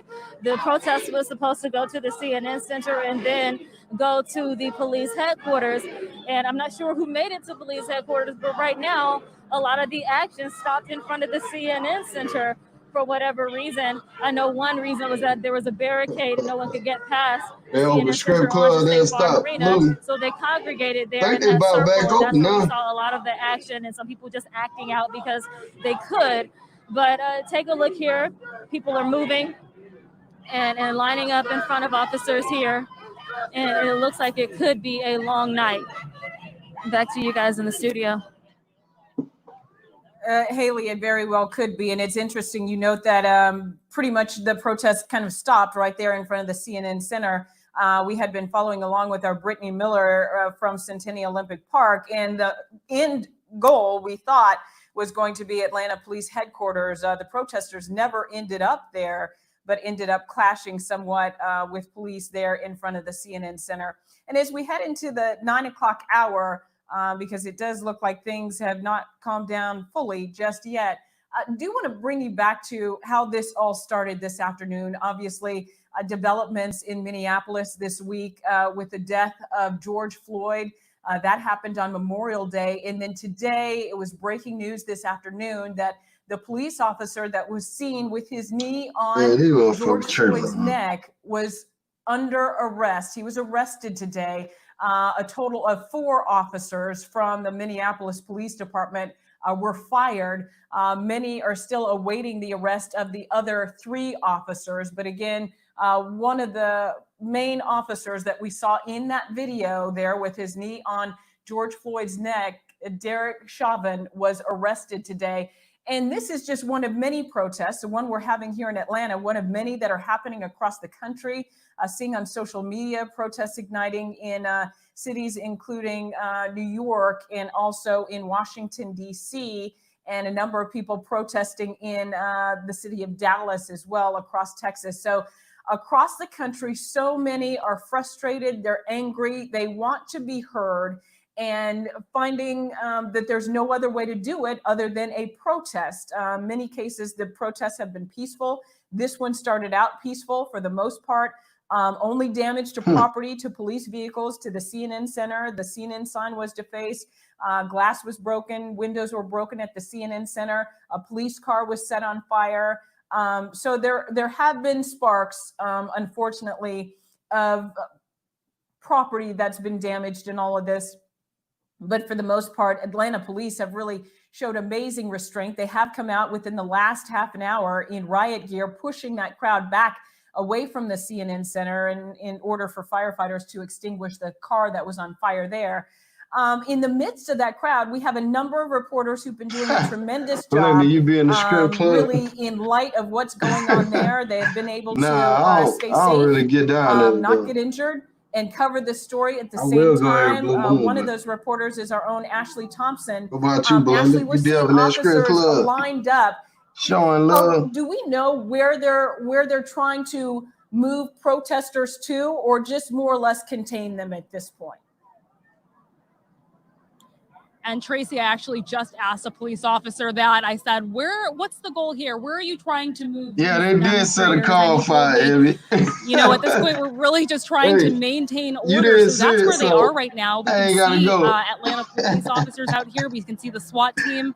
And I know we told you about the CNN damage, but take a look at this. McCormick and Schmick demonstrators slamming things through these windows right here as well. So the CNN Center is not the only building that's been damaged so far.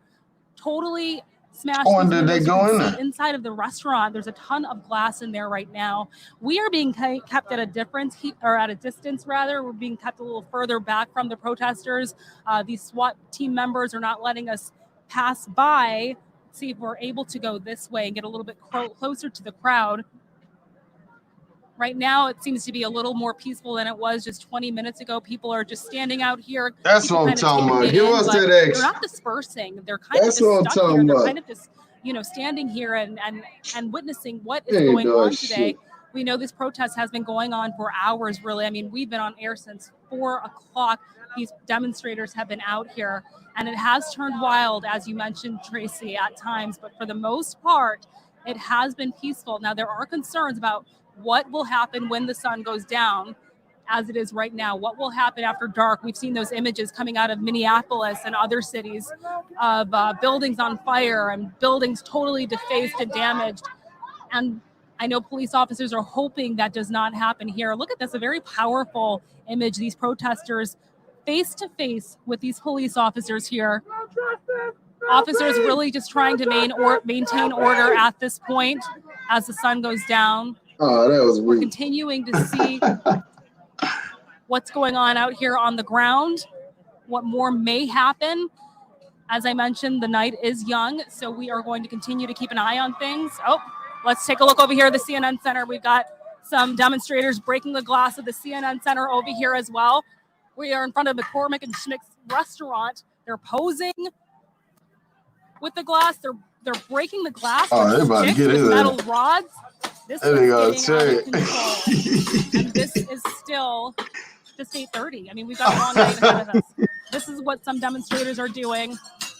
We really want to reiterate and stress that the majority of these demonstrators who have been out here tonight have been doing his peaceful. thing, ain't he? They've really just been marching. Face all in the camera. They want to get their point across. No, they about to show up to his house in about 10 days. As it gets later, this is now what we are looking at. Just take a look. And what's remarkable is that Atlanta police officers really are not trying to arrest a bunch of people. I mean, we've seen dozens of people out here destroying property. Y'all think he gonna break it one? Just yet. We have seen a few arrests, as we've showed you live on air, but really, for the most part, a lot of these troublemakers. Y'all think he gonna get through it? Take a look at this guy just insisting on breaking the glass right here. Y'all think he gonna get through that glass? He ain't gonna get. And there are concerns that this will go on into the night. We're going to send it back over to you in the studio, maybe get at a safer distance. Ashley, do that. Make sure you're in a place that is safe. Of course, there's a lot of glass that's flying in that area, and that is of concern. Yeah, it is quite remarkable that people are able to vandalize property like that, private property. And police are standing back. Playing his number. He about to go play his number. Police Chief Erica Shields, who was out amongst a lot of the protesters earlier this evening, she basically said she did not want this to become an arrest fest and arrest everyone out there, respecting everyone's right to peacefully protest. So it is interesting to watch all this unfold throughout the evening and watch police more or less stand by and allow the protesters an opportunity to vent some frustration, obviously within limits. When we saw the police car set on fire there, that's you couldn't get through that shit. You gotta have some force behind that shit. The crowd back at a safer distance and allowed firefighters to come in and put out that fire. So again, as we continue to watch this protest in downtown Atlanta, we are entering now almost our helicopter flying around that joint going on. A lot of people started gathering around 2 or 3 this afternoon in Centennial Olympic Park, and the crowd continued to swell after that, really at its climax around 4 or 5 o'clock this afternoon. Now, as night falls, Ashley mentioned the concern is what will happen now. We are awaiting a press conference from Police Chief Erica Shields to find out what the process will be at that point. We have seen a number of police officers obviously prepared. They are in face shields, a riot gear with their batons, and a number of armored vehicles that are out in that area. You can actually see those on the right side of your screen there, along with a vast amount of protesters, and really kind of a line of demarcation of where the protesters are and where the police are, holding that line right in front of those armored vehicles. And we see, it looks as though that is a police bus there, possibly brought in to bring in some of the protesters who will be taken into custody if and when they choose to do that. I know a number of officers are equipped right now with zip ties, which is usually what they have during a lot of these protests to detain people who have gotten unruly. All right, we do want to bring in my colleague, Sean Gables. She is joining us now because, Sean, this is a story that's been unfolding throughout the evening, and something that at times is disheartening to see property damaged, at other times heartwarming when you see the number of people who come out and who are peacefully protesting and really wanting an opportunity to be heard and asking for change. Tracy, we saw earlier in our coverage today when Brittany Miller was on location, she had initially met with organizers, and their top concern was to, number one, have a peaceful protest. And the message that they wanted to get across as they marched into Atlanta and was hoping to get eventually to the state capitol was to just talk about the inequality and justice. Somehow, at some point, this has turned out of control. It is a dark day for Atlanta, really a dark day for our nation. We are seeing similar protests, not just here in Atlanta, but also in Minneapolis, New York City, Denver, Ohio. We're going to go now to our reporter who was on the scene, Haley Mason. You've been out there right in the middle of the trenches. I saw the video that Ashley Thompson was just showing us momentarily, where protesters were continuing to knock out the glass outside of the CNN's headquarters there. This is troubling. The police are not even attempting to arrest those people. What they doing? Taking days and shit. Their de-escalation methods right now, Sean. I'll tell you, we are right at Marietta Boulevard and Centennial, where police are met with a line of protesters who are questioning them, saying, when will this stop? But I do want to take your attention across the street, because we still hear the glass breaking at McCormick and Smick's Seafood Restaurant. You see two different types of protesters. Some who are somebody go in there and throw a fire in that motherfucker, fixing injustice, fixing a systematic problem, and others who are using this as an opportunity to get away with vandalism. And that's what we have here, two different intentions at play, with police in the middle and the rest of us trying to document it as safely as possible for you. We'll just bring you another pan over again to police here. If Eric, if you can walk forward a little bit, you can see that to some degree there's dialogue here between protesters and police. And again, it's just fascinating. They probably like, I know it's some good cops out here. A police car was burned to the ground, and now people are running. We're going to move out of the way. We don't know what they're running for or what they're running about. We've seen types of things happen where people just break out in a silent run. I don't know what they may have seen or what may have happened. Earlier in the day, things were being thrown, and that's where they were running. We don't know what that was about, but we do know that that continues to happen. We hope that things do not take a violent turn. We hope that this dissipates at some point, but there is a lot of anger out here. Let me know what state y'all watching from. Let me know what state. Where y'all at? Where y'all at? And, ATL in the building. Where y'all at? Let me know what state y'all in, players. Abuse of power for what a lot of people are expressing tonight is what they feel is an abuse of power. And you see some of that expressed in different ways here. Sean. Thank you, Haley. We do know that Governor New York never protest. H-Town in the building. M4. Actually, on 87, Baltimore.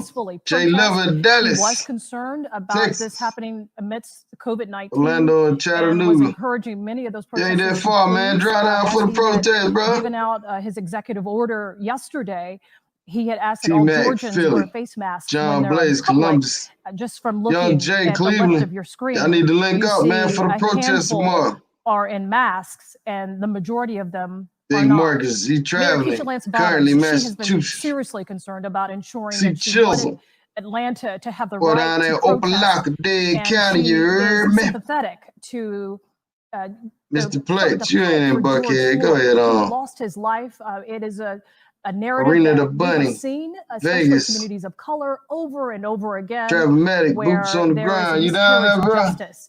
We currently have a case happening now in Brunswick. I think this shit about to go down for real tonight, though. What has festered the I might have push to for get my many ass down protesters. for real, though. It appears that something is going on. They're chanting in the middle. Let's go to Brittany Miller. Brittany, I'm not sure if there is something happening, or is someone coming out to Love talk to them? It seems Entertainment, like they've been revved up California, again. in the building. Max Jeter said he at the Bunny Ranch.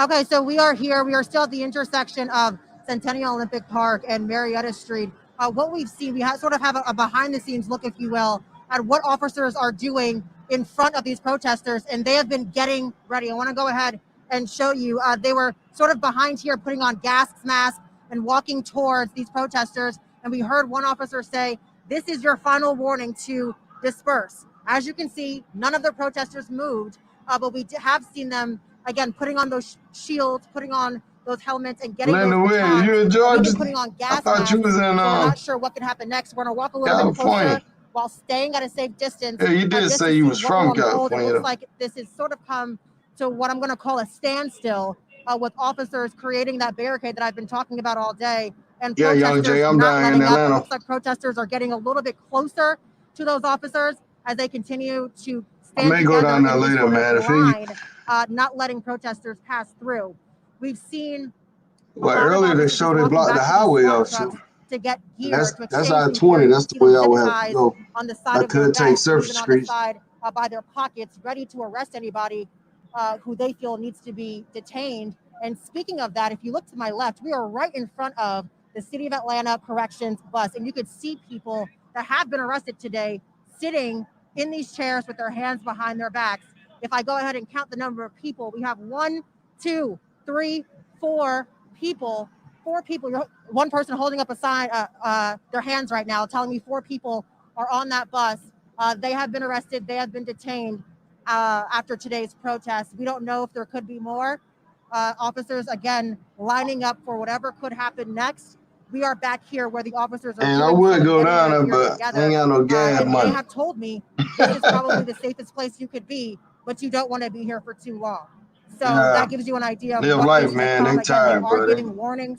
They like, yo, man, it's like These 90 degrees protesters out that this they need to motherfucker, disperse man. immediately. Protesters are not budging. They are here to demand the justice that they've been seeking all day long. Keep in mind, this protest started at 3 o'clock in the afternoon. The sun has set, the sun is going down, and these protesters are still out here. They have marched all across downtown Atlanta, starting at Centennial Olympic Park, making their way up past the CNN Center, walking around through Georgia State Motherfucker, CNN Center is right across the street from Centennial and then coming Park. back down here, and that full is of where the shit. mayhem began.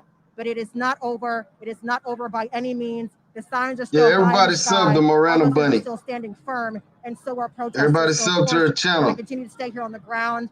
It just seems very quiet right now, eerily quiet compared to what we've heard all day. And when you remember the visions of that mayhem that we saw earlier, we are seeing some things flying through the sky. And I don't know if you can see, this just got my attention. This man standing you in on this Buckhead, okay. street light, it looks like. Can you see that? Live on air. He's on a Live cell at phone, Fort but he's Benning. pretty high up. Fort Benning, Georgia. I don't know if officers Down are trying there to in get him down. Columbus. It looks like people are now climbing light posts and street Down there, lights. exit 1. So You down there, it exit may get out 1? of hand again. Of course, Well, we'll exit continue 2 to at? keep you updated. Officers are Or running exit back 1? here now. We don't know why they're running. We don't know what they're grabbing. But things could definitely change in the next few moments as we hear protesters applauding in the crowd there. But JS said he want to legalize on what's mushrooms. happening here, but I'll send it back to you guys in the studio. All right, Brittany, thank you. We do want to keep you, as we keep a close eye on what's happening in downtown Atlanta, some new information we've just gotten in from Atlanta Police Department. When we saw the crowd, when we saw officers push back those protesters, there was one officer, an Atlanta police officer, who sustained minor injuries. Basically, police tell us that the crowd started to surround a vehicle and an officer was inside that patrol car. Additional officers started to push protesters back from the vehicle, and that led to a number of scuffles, they say, between police and protesters, and at least 3 arrests. One officer was pushed to the ground and sustained minor injuries. They say they've used pepper spray several times during the confrontation. Jackson Judy, everybody said $3. Let's get this nigga roll the tape, boots on the ground. Using quite a Tired bit of of hearing restraint this to chick allow voice. people to protest there. Officers say they've been subjected to water bottles, eggs, and other items being thrown at them. but they remain hopeful that the activity will cease and there will be no need for further arrests or clashes with protesters. But again, as we take a look at these live pictures, they did bring out at least 2 buses to possibly transport those protesters once they are arrested and detained if need be. And Sean, as night falls, certainly the concern is heightened about what could possibly happen in the city. At this hour, we are still awaiting Gilly, what's the dealie, Pippin? MMA fan 3. And no doubt more information from Atlanta Police Chief Erica Shields on where police officers will go from here in terms of maintaining peace in the city. You're taking a live look right now at the podium. Hey, come school me up, man. You in Decatur, right? Wrong with you, bro. And of course, we will wait to hear from both of them about what will happen in the city. In the meantime, we want to head back out to Ashley Thompson. She is down there on the ground in the trenches amidst the protesters there. Ashley, has it calmed down or have things ticked back up? Tracy, there are like little pops of wildness, so it'll calm down and then something will happen and everybody will kind of freak out and scream. But I am going to bring in Christopher, who lives in Atlanta, but he is from Ohio, and you came to be a part of this. What do you make of what you're seeing right now? Well, the main thing I'm looking at right now is, there you go, Jay. This is going to be the poster of everything. Our people's face is going to be the poster of this. We got to remember that this is our city. And what we do represents our actions. And this right here, we got to have something to come back to. We can't come back to this. Oh, man, they picked the motherfucker out of the crowd. 400 years of oppression. I understand our people are going through issues, but we got to start relying on the powers of God. The Most High will move us out of all this. Oh, my God. America's Babylon, we get it. But all this is happening right now. You have to understand this is going to replay on our actions. This is the results. This is the results. Have respect. Have respect. Have respect. Right. Do you fear that this will be the headline? These people who are damaging the buildings are kind of overtaking the message here. We're going too far with this. I mean, here's a mystery. The great, you got two greats in this world. You got Malcolm X. You have Malcolm X, and you have Martin Luther King. Martin Luther King walked in peace. He understood the action was to bring your power to the people within your peace. Render evil with evil will never get nowhere. When you render evil with evil, what you're going to get back? You're going to get evil back. So when you see the CNN Center, and you see these windows smashed, you see the graffiti, and you saw the police cruisers getting smashed earlier, you're not on board with that. But do you understand why people are lashing out in that way? News know how to pick motherfuckers for interview, bro. This has been an ongoing currency. And since justice is not being handled, then justice will go into anger. That anger will replay this. This is what you're seeing. Oh, shit. And certainly a lot of protesters are still smashing into these windows here at the CNN Center. Take a look at that up there. A huge boulder right now being thrown into front of that restaurant. Some of these demonstrators really just, I guess, trying to get their voices heard through this way, through this expression. And they're really just damaging everything in sight. I will tell you the crowds have thinned out just a little bit, but as you mentioned, don't burn down no blue flame. Come on now. The concern increases for things like this. We can see some police officers, members of the SWAT team moving in right there, and they do have their guns drawn. Take a look. They've got their guns out. They've got their guns out. So we're going to continue to watch what happens out here. But somebody just threw a glass bottle at a member of the SWAT team. Incredible restraint these officers are showing at this time, though, but we just hope this doesn't get even more dangerous and even more wild, because the sun is going down. It is getting later. It's getting darker outside, and we've seen those images from other cities and those other protests in Minneapolis. Will that happen tonight in Atlanta? We will be on the ground monitoring things. We're going to send it back to you guys in the studio. Ashley, we certainly hope, Ashley, that this does not happen. We have just learned from our sources at City Hall that he probably is working with them, man. Expected to give a live press conference from Atlanta you're right about that. Headquarters. We're expecting this possibly in the next 15 minutes. Also, it is 8:58 tonight. The last time we spoke to Brittany Miller, she said that the Atlanta Police Department, who has shown great restraint to try to attempt to de-escalate this from getting any worse, they have given their final warning. Brittany, you are in a position from your vantage point where you saw those police officers putting on gas masks and preparing to possibly walk into that crowd. Right, and I want to show you that right now. Officers actually right now, look at this to my left, they are getting their gear together for whatever is going to happen next. We are going to suspect that gas is a part of what happened next, given that they are putting on gas masks.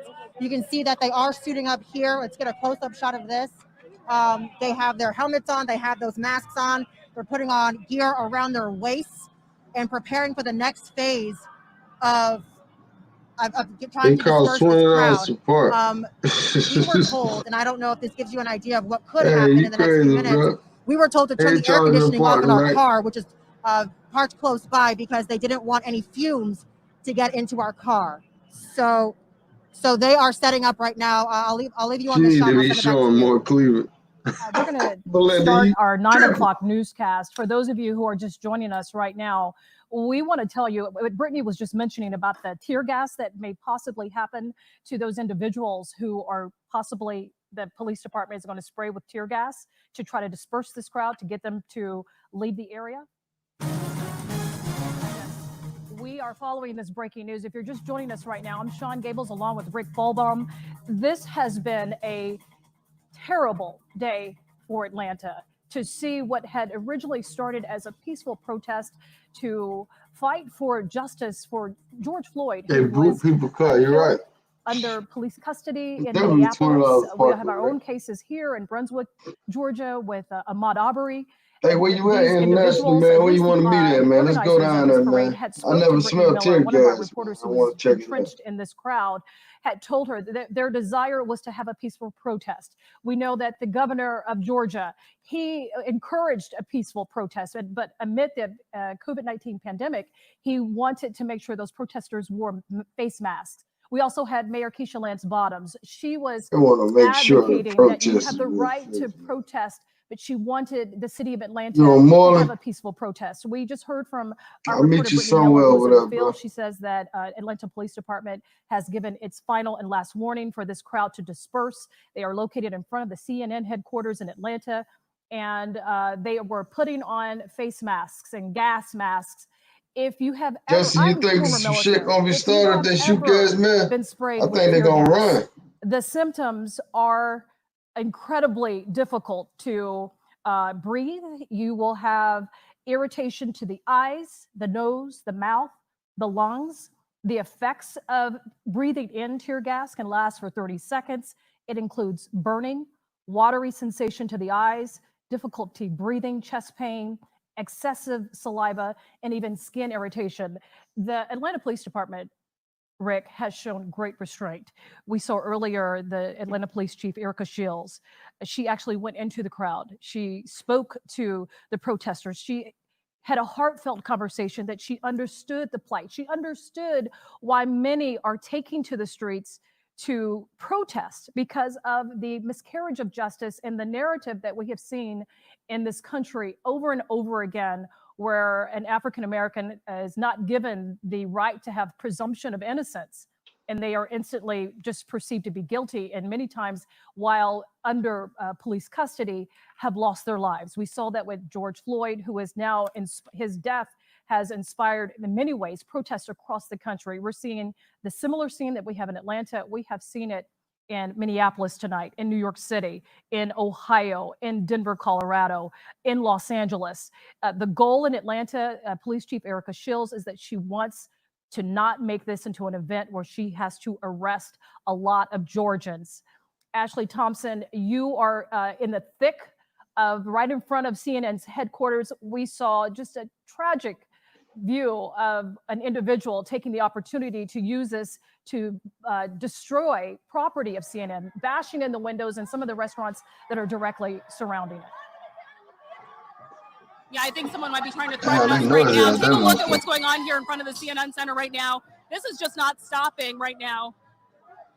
They're continuing to smash the windows of the CNN Center, and a restaurant had the windows smashed just a moment ago. We now have law enforcement officers inside of the McCormick and Schmick over here. But right now, and a protester in front of me telling me that they don't all agree with this. And we actually just spoke with someone who had the same sentiment. And you're— Some of us believe that CNN is fair and just. No. Some of us believe that CNN. All right, let's jump in here for coming in back with Ashley soon. in a moment.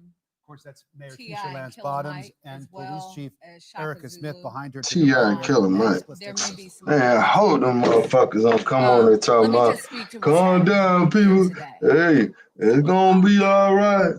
Above I everything don't want to hear else, that shit. I am a mother. I am a mother to 4 Black children in America, one of whom is 18 years old. Oh my God. And when I saw the murder of George Floyd, I hurt like a mother would hurt. And on yesterday, when I heard there were rumors about violent protests in Atlanta, I did what a mother would do. I called my son and I said, "Where are you?" I said, "I cannot protect you, and Black boys shouldn't be out today." Oh, So you're not going to out-concern me and out-care about where we are in America. I wear this each and every day, and I pray over my children each and every day. So what I see happening on the streets of Atlanta is not Atlanta. This is not a protest. This is not in the spirit of Martin Luther King Jr. This is chaos. A protest has purpose. When Dr. King was assassinated, damn, man, let the white boy go, man. He ain't do shit. That took him in the if you building. love this city that has had a legacy of Black mayors Damn, and they Black going up in that motherfucker. chiefs and people who care about this city, where more than 50% of the business owners in Metro Atlanta are minority business owners. If you care about this city, then go home.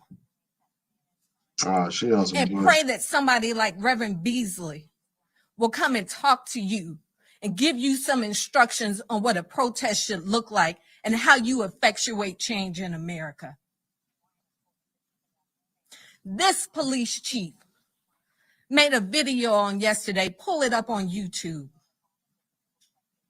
where she said she was appalled to watch the murder of George Floyd. This woman did that. Yeah, drama queen. You're not honoring the legacy of Martin Luther King Jr. and the civil rights movement. You're not protesting anything, running out with brown liquor in your hands, breaking windows in this city. T.I. and Killer Mike own half the West Side. So when you burn down this city, you're burning down our community. They don't own half no West Side. If you want change in America, go and register to vote. Show up at the polls on June 9th. Do it in November.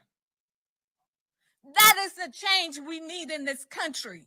You are disgracing our city. You are disgracing the life of George Floyd and every other person who has been killed in this country.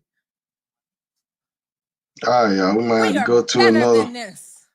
Might have to go to another channel. As a city, we are better than this as a country. Go home. Y'all want to go to another channel? Hit 1. Y'all want to stay on this bullshit? Hit 3. Protect my son on yesterday, I cannot protect you out in those streets. You're throwing knives at our police officers. You are burning cars. She's going to start crying in a minute. The CNN building. Ted Turner started CNN in Atlanta 40 years ago because he believed in who we are as a city. There was a Black reporter who was arrested on camera this morning who works for CNN. They are telling our stories, and you are disgracing their building. This is not the legacy of civil rights in America. This is chaos, and we're buying into it. this won't change anything. We're no longer talking about the murder of an innocent man.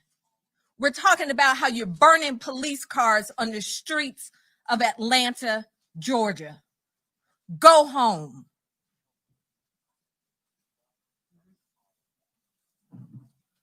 You all want to say anything?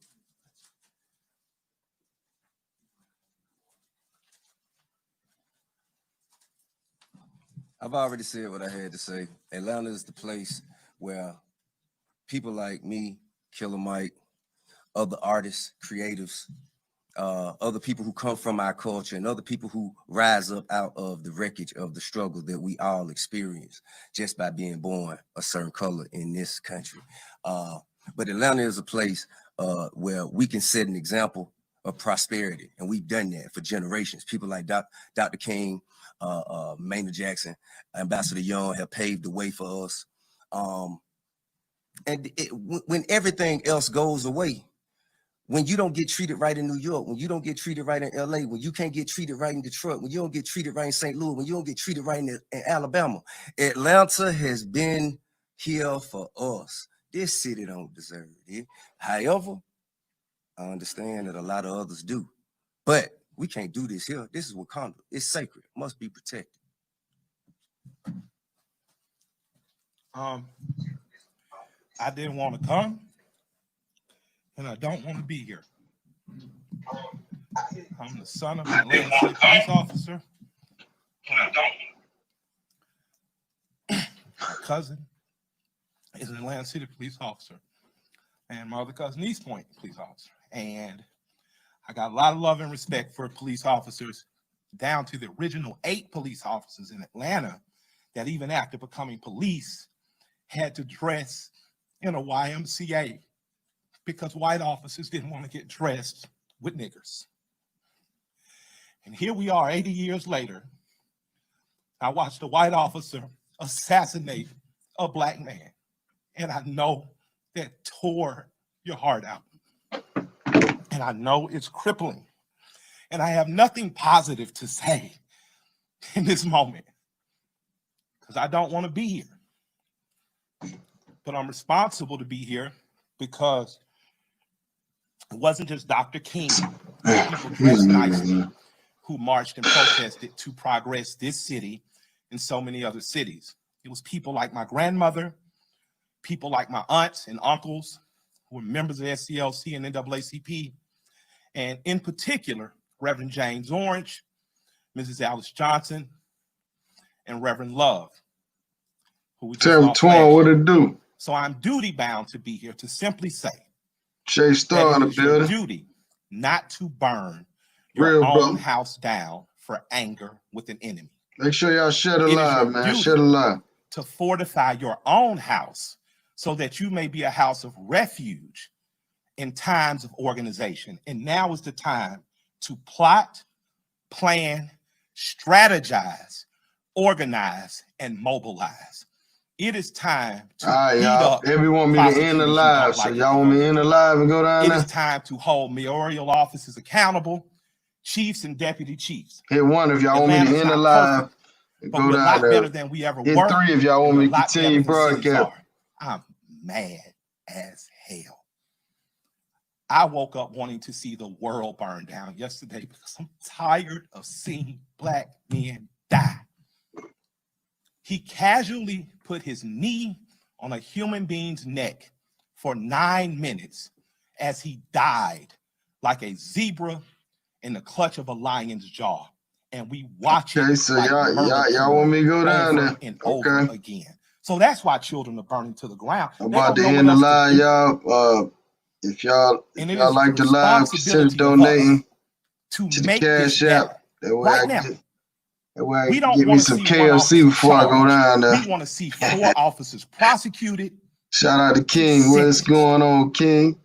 We don't want to see targets burning. We want to see the system that sets up for systemic racism burnt to the ground. And as I sit here in Georgia, home of Stevens, Georgia, former vice president of the Confederacy. Let me get my shit. White man said that fundamental law stated that whites were naturally the superior race. And the Confederacy was built on a cornerstone. It's called a cornerstone speech. Look it up. The cornerstone speech that blacks would always be subordinate. I don't know how I'm gonna get in that area though, man. I'm sure they got this. Because he killed that man like an animal. In this city, officers have done horrendous things and they have been prosecuted. This city's cut different. In this city, you can find over 50 restaurants owned by black women. I didn't say minority, and I didn't say women of color. You need a TV. So after you burn down your own home, what do you have left but char and ash? CNN? Ted did a great thing. I love CNN. I love Cartoon Network. But I'd like to say to CNN right now, karma's a mother. Stop feeding fear and anger every day. Stop making people feel so fearful. Give them hope. I'm glad they only took down a sign and defaced a building and they're not killing human beings like that policeman did. I'm glad that they only destroyed some brick and mortar and they didn't rip a father from a son. They didn't rip a son from a mother. Get to the area, I'm thinking like the policeman did. Shit. When a man yells for his mother in duress and pain and she's dead, catch he is a Uber essentially and shit. yelling, please God, dropped don't let off. it happen to me. And we watched it. So my question for us on the other side of this camera is, after it burns, will we be left with charred, or will we rise like a phoenix out of the ashes that Atlanta has always done? Will we use this as a moment to say that we will not do what other cities have done, and in fact, we will get better than we've been? We got good enough to destroy cash bonds. You don't have to worry about going to jail for some petty. We got smart enough to decriminalize marijuana. How smart are we going to be in the next 15 or 20 years to keep us ahead of this curve? So that, much like when South Africa suffered apartheid, you had Andy and other politicians that could make sure that Atlanta said, Coca-Cola, we love you, but if you don't pull out of South Africa, we're going to leave. We're not going to drink Coca-Cola anymore. Coca-Cola jumped on their side and apartheid ended. So we have an opportunity now. Because I'm mad, I don't have any good advice.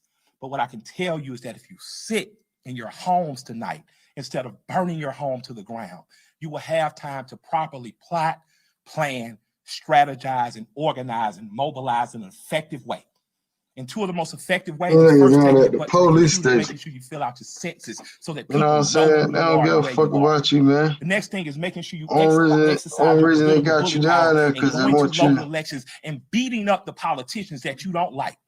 You got a prosecutor. No rapper, they wouldn't even fuck with you. Know it was bullshit. Put a new prosecutor in there. Now's your election to do it. You want a different senator that's more progressive, that promotes marijuana through. Now is the time to do that. But it is not time to burn down your own home.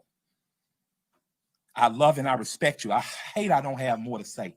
You think the protesters listening to him right now? It's not perfect for why they make it seem like they should have did this yesterday? But we have to be better than this moment. We have to be better than burning down. Appreciate y'all watching. Because if we lose Atlanta, what else we got? Let's see some. We lose an ability to plot, to plan, to strategize, to organize, and to properly mobilize. I want you to go home. I want you to talk to 10 of your friends. Go home. I want you guys to come up with a solution. I would like for the Atlanta City Police Department to bring back the Community Review Board, one that Alice Johnson was formerly under Chief Turner. We need a review board here because we need to get ahead of it before an officer does some stupid shit. We need to get ahead of it. That's my recommendation to my mayor and my chief. Let's get a review board. Let's get ahead of it, and let's give them power. We don't need an officer that makes a mistake once, twice, 3 times, and finally he kills a boy on national TV, and the next thing you know, the country is burning down. We don't need a dumbass president repeating what segregation has said. You start looting, we start shooting. But the problem is some officers black and some people gonna shoot back. And that's not good for our community either. I love and respect you all. I hope that we find a way out of it because I don't have the answers, but I do know we must plot, we must plan, we must strategize, organize, and mobilize. Thank you for allowing me some time to speak. I'd like to appreciate our chief for what she said on YouTube. I thought it was very bold to do. I'd like to appreciate our mayor for talking to us like a black mama and telling us to take our ass at home. And I'd like to thank my friend for convincing me to come here. And I'll defer to Joe Beasley now because he knows a hell of a lot more than we do. Thank y'all. Thank you very much. This shit ain't I guess I'm one of the fortunate ones that grew up here in metropolitan Atlanta 83 years ago. So I've really seen real change. And I appreciate Mayor Bottoms for asking me to come and stand here with the group because internationally, man, it ain't that I don't want to go down there. It's just very well. I'm being lazy. Couldn't even I'm gonna try to get up and go because I see now I can keep this stream going and I can start a new one when I get there too. So I'm gonna try to keep the stream going and I'm gonna go down there. Because when you're in a crowd, so y'all give me a second. Just hang tight real quick. And you didn't really mean to get in trouble when you came out. But I don't know who this is. When you're following the crowd, you know, whatever the crowd does that you're with, you're going to be a part of it. And so I would urge you to stay calm. The nation is changing, and I want you to be a part of the change and not be a statistic. Thank you. Joined by Reverend Dr. Bernice King. Good evening, everybody. And, I want to thank the mayor for calling us together. This is a tough moment. And if I might take one liberty to just say, I've obviously been in the place of the daughter of George, 6-year-old left without her daddy, who was killed senselessly, as my father was assassinated senselessly. It sent me on a journey of anger. And I fought that demon a long time. And this is a moment where people are feeling a lot of stuff right now and are fed up. And as I stand in this moment and I look at my journey, I have to make an appeal to my brothers and sisters, because I realize that the only way to get constructive change is through nonviolent means. What is it? You know, a lot of people have been using my father's words. Sometimes I get a little upset when people do that and co-opt those words and take them out of context. And I realize that he gave his life to this nation. He was a son of this state, of this city, born on the soil of this city, Auburn Avenue. But he said to us, all right, man, let me riots are the language of the unheard. And the part we often miss when people use it is the part about the unheard. All right, your boy getting ready, man. Get dressed. I'm gonna go down there. We all have to listen. I always try to change the screen. We have go to something listen else. to the cries that are coming out of the hearts and the souls of my young brothers and sisters and all of the others that are in the streets of America right now and in our city. But if there's anything I can say to them as they cry out to look at these changes, because the changes have to happen. We can't go back to yesterday. We can't keep doing things like we've been doing it in this nation. We've got to deal with systemic racism and white supremacy once and for all. But the only pathway I know to do this is through nonviolent means. It is a proven method. It did not fail my father and them. As many people who think it failed, it did not fail them, because one thing about it is when you really understand it and really practice it, it brings about the results. So right now it's about what is the end goal. Once and for all. The end goal is we want change and we want it now. But change never comes through violence. It is not a solution. Violence, in fact, creates more problems. It is not a solution. Nonviolent way is the way, because the means and the ends have to be consistent. We will never get to the end of justice and equity and true peace, which is not merely the absence of tension, but the presence of justice, unless we do it through nonviolent means. And so I'm just speaking from my heart now and saying, I feel you. Trust me, I feel you. I've been close to the edge this time, but I can't go back to all that I felt inside and the rage that was inside that wanted me to destroy people and destroy lives as Martin Luther King's daughter. Because I know that the only way to get what we really want and really get it and not just crumbs is through nonviolence and peace. All right, y'all, I'm about to change the screen up, and then I'm gonna get ready to roll out.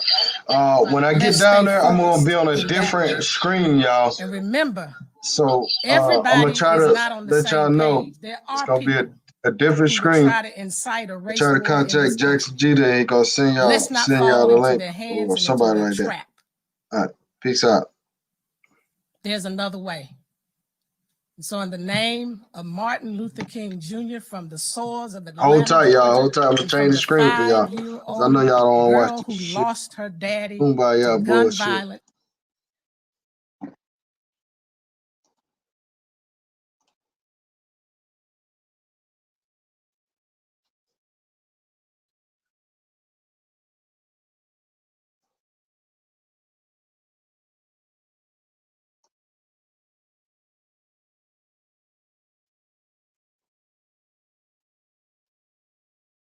Of them. It's like so relaxed.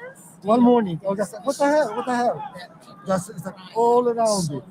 Yeah, like 5 o'clock in the morning. Just, I don't know. It's right from my parents. Oh my gosh. Yeah. Thank you for letting me know. Yeah, just be careful in the backyard. I don't know. I didn't go to the bushes. Must be in the grass somewhere. Yeah. We've been doing also by Derek Bose. Like by our house, like by the. Yeah, like in the back where we're sitting out, somewhere. And we're gonna keep it brief because we gotta get Chief Shields back into our command center, and I want to keep it. Was I with you? I was with you. Seme, he's like us. We said that Congress was born have led a many protests myself. We saw tonight it disturbed all of us. The beauty of this city is called Atlanta.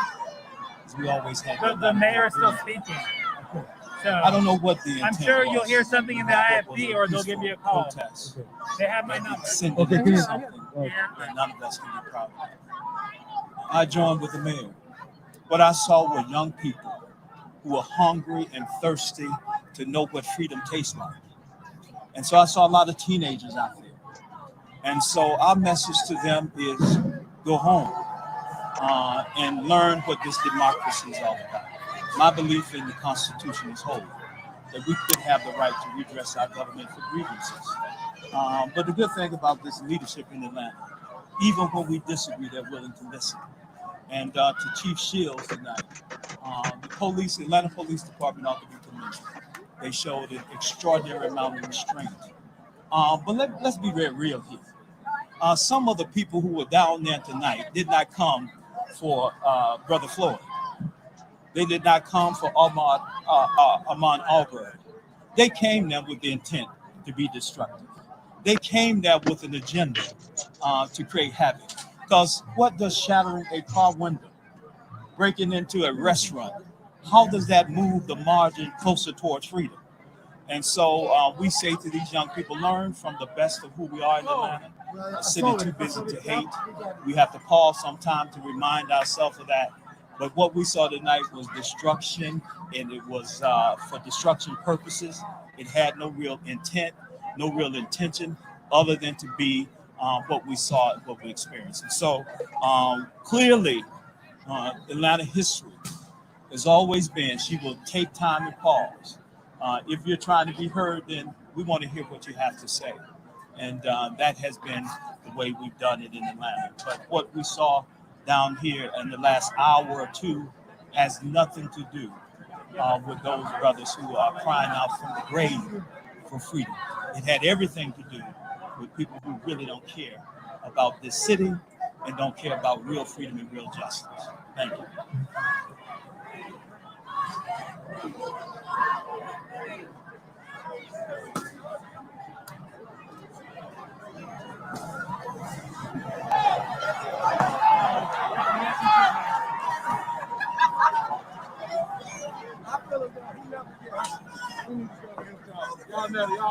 It's enough. It's enough. That's why you need to go home. If you're trying to effectuate change, go home. It's enough. Anything else?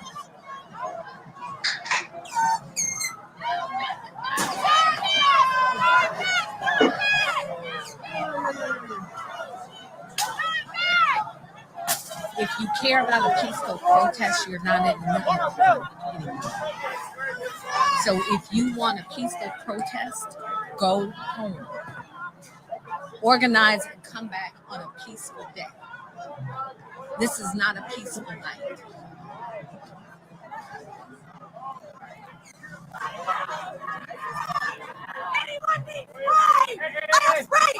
I am because they're disruptors. We are all evil.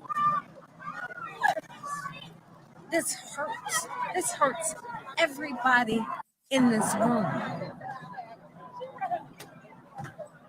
But what are you changing by tearing up a city?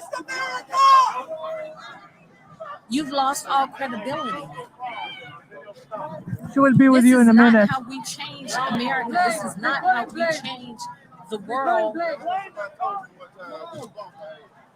with the leadership of Dr. Martin Luther King Jr. This is something else. She's got to talk to you right now. And this isn't about justice. If you're breaking out windows and you're running down the street, Don't respond. Don't respond. Don't respond. Hey, can you guys hear me? Hello, hello, hello, hello, hello. Honoring. I thought XIA was calling you now. Okay. One more question, and we're gonna get back in the command center. I'm up. I don't hear them talking to me anymore. I hear the news conference. I don't hear the producer. Okay.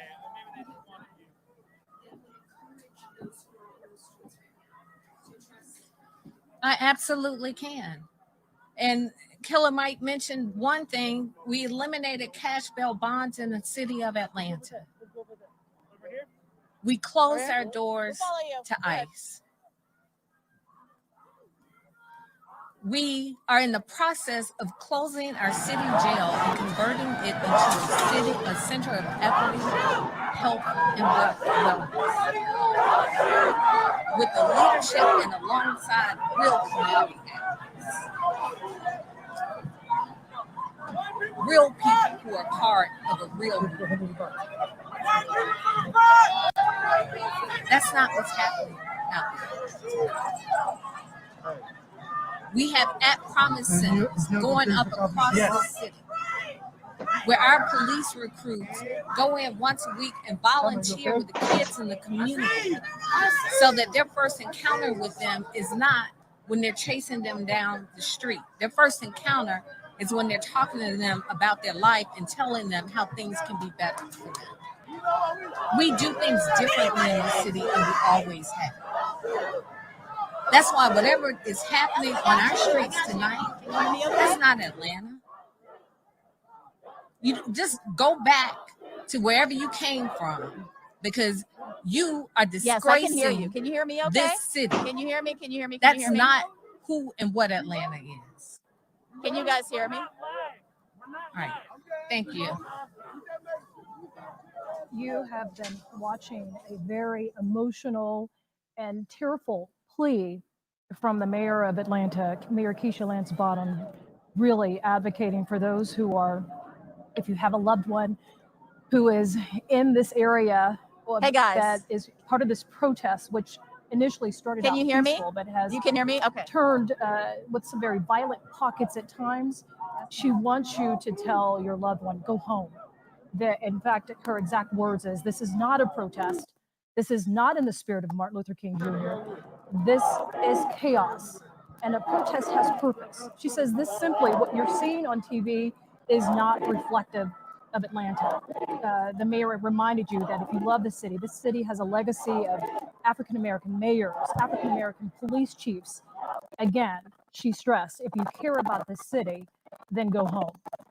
And Sean, correct me if I'm wrong, she sounded less like a politician and more like a mom. Yes. And she was giving very clear instructions to those who are out on the street. Now, the question is, did they hear her? Well, that's why we are encouraging, if you have a loved one and you know that your loved one or your friend is at this protest, and they may have absolute great intentions, because the mayor said in her own words that she knows that there were people that had intended to go to this protest and to peacefully protest injustice. But she made it clear it's no longer a peaceful protest. So if you have a loved one, if you have someone, a friend, a cousin, a brother, an uncle, a loved one, call them and tell them to go home. We heard from Bernice King talking about her father invoking his name. In the name of Martin Luther King Jr., she said, from the soils of Georgia, let's do this the peaceful and nonviolent way to deal with the evils of our time. And we also heard from Killer Mike, who spoke very, very eloquently. And I'm getting a lot of emails from viewers asking us to post the entirety of his speech on our website. And I'm sure that we will do that on the website and also on the CBS 46 streaming app. But Killer Mike speaking from the heart. We have to be better than this moment. We have to be better than burning down our own homes. He said it is the responsibility of us to make this better right now. And you heard from not just Killer Mike, but from other people that we've spoken to over the course of this afternoon, of this historic and sad afternoon, Sean. Rapper T.I., he was, many people know him from his movies, also from many of his hit songs, but he has remained in Atlanta. He still lives in Atlanta. And even he said that this is not reflective of our city. He wants Georgians and Atlantans who are participating in what has become a violent protest. He wants you to go home. In fact, I'm trying to pull up some of the notes that I have from T.I.'s speech. He was very impassioned. In fact, he convinced Killer Mike to come to this press conference. Killer Mike was very vocal, saying that he didn't want to do this, but it felt like it was his obligation, because Killer Mike said, it's your duty not to burn your own house down for anger with an enemy. It's your duty to fortify your own house. T.I. also saying that he condemns the protests. He says, Atlanta has been here for us. This city does not deserve this. Now, I do have Miller is on WXIA. location. Yes, Brittany, I do. from your Am I vantage point, talking you to were aware Aisha? Atlanta Is that Police correct? Department has shown tremendous restraint. They do not want to arrest people. I've noticed that more have been arrested besides the 4 that you showed us earlier, and they were putting on masks and warning possible tear gas. Is that still possibly going to happen tonight? They are still in riot gear. They still have those masks on. I was told by officers that they would be deploying gas, at any moment now, but they have not so far. Let me give you a live look at the scene right now. They have cleared out most of Centennial Olympic Park Drive, and they have sort of pushed those protesters back, but they have them locked in. There are officers parked at the next block over, so they pretty much have these protesters blocked in. They cannot go anywhere, even if they wanted to. These officers are just spread out really at all 4 corners of this intersection with those sticks in hand, with their masks on, with their shields on, just standing here as they continue to push those protesters back. Yes, I am. I'm sure Yes, you I heard am them ready. earlier I when am they ready. would I am get in ready. that I am line ready. Yes. and then Yes. say, Yes.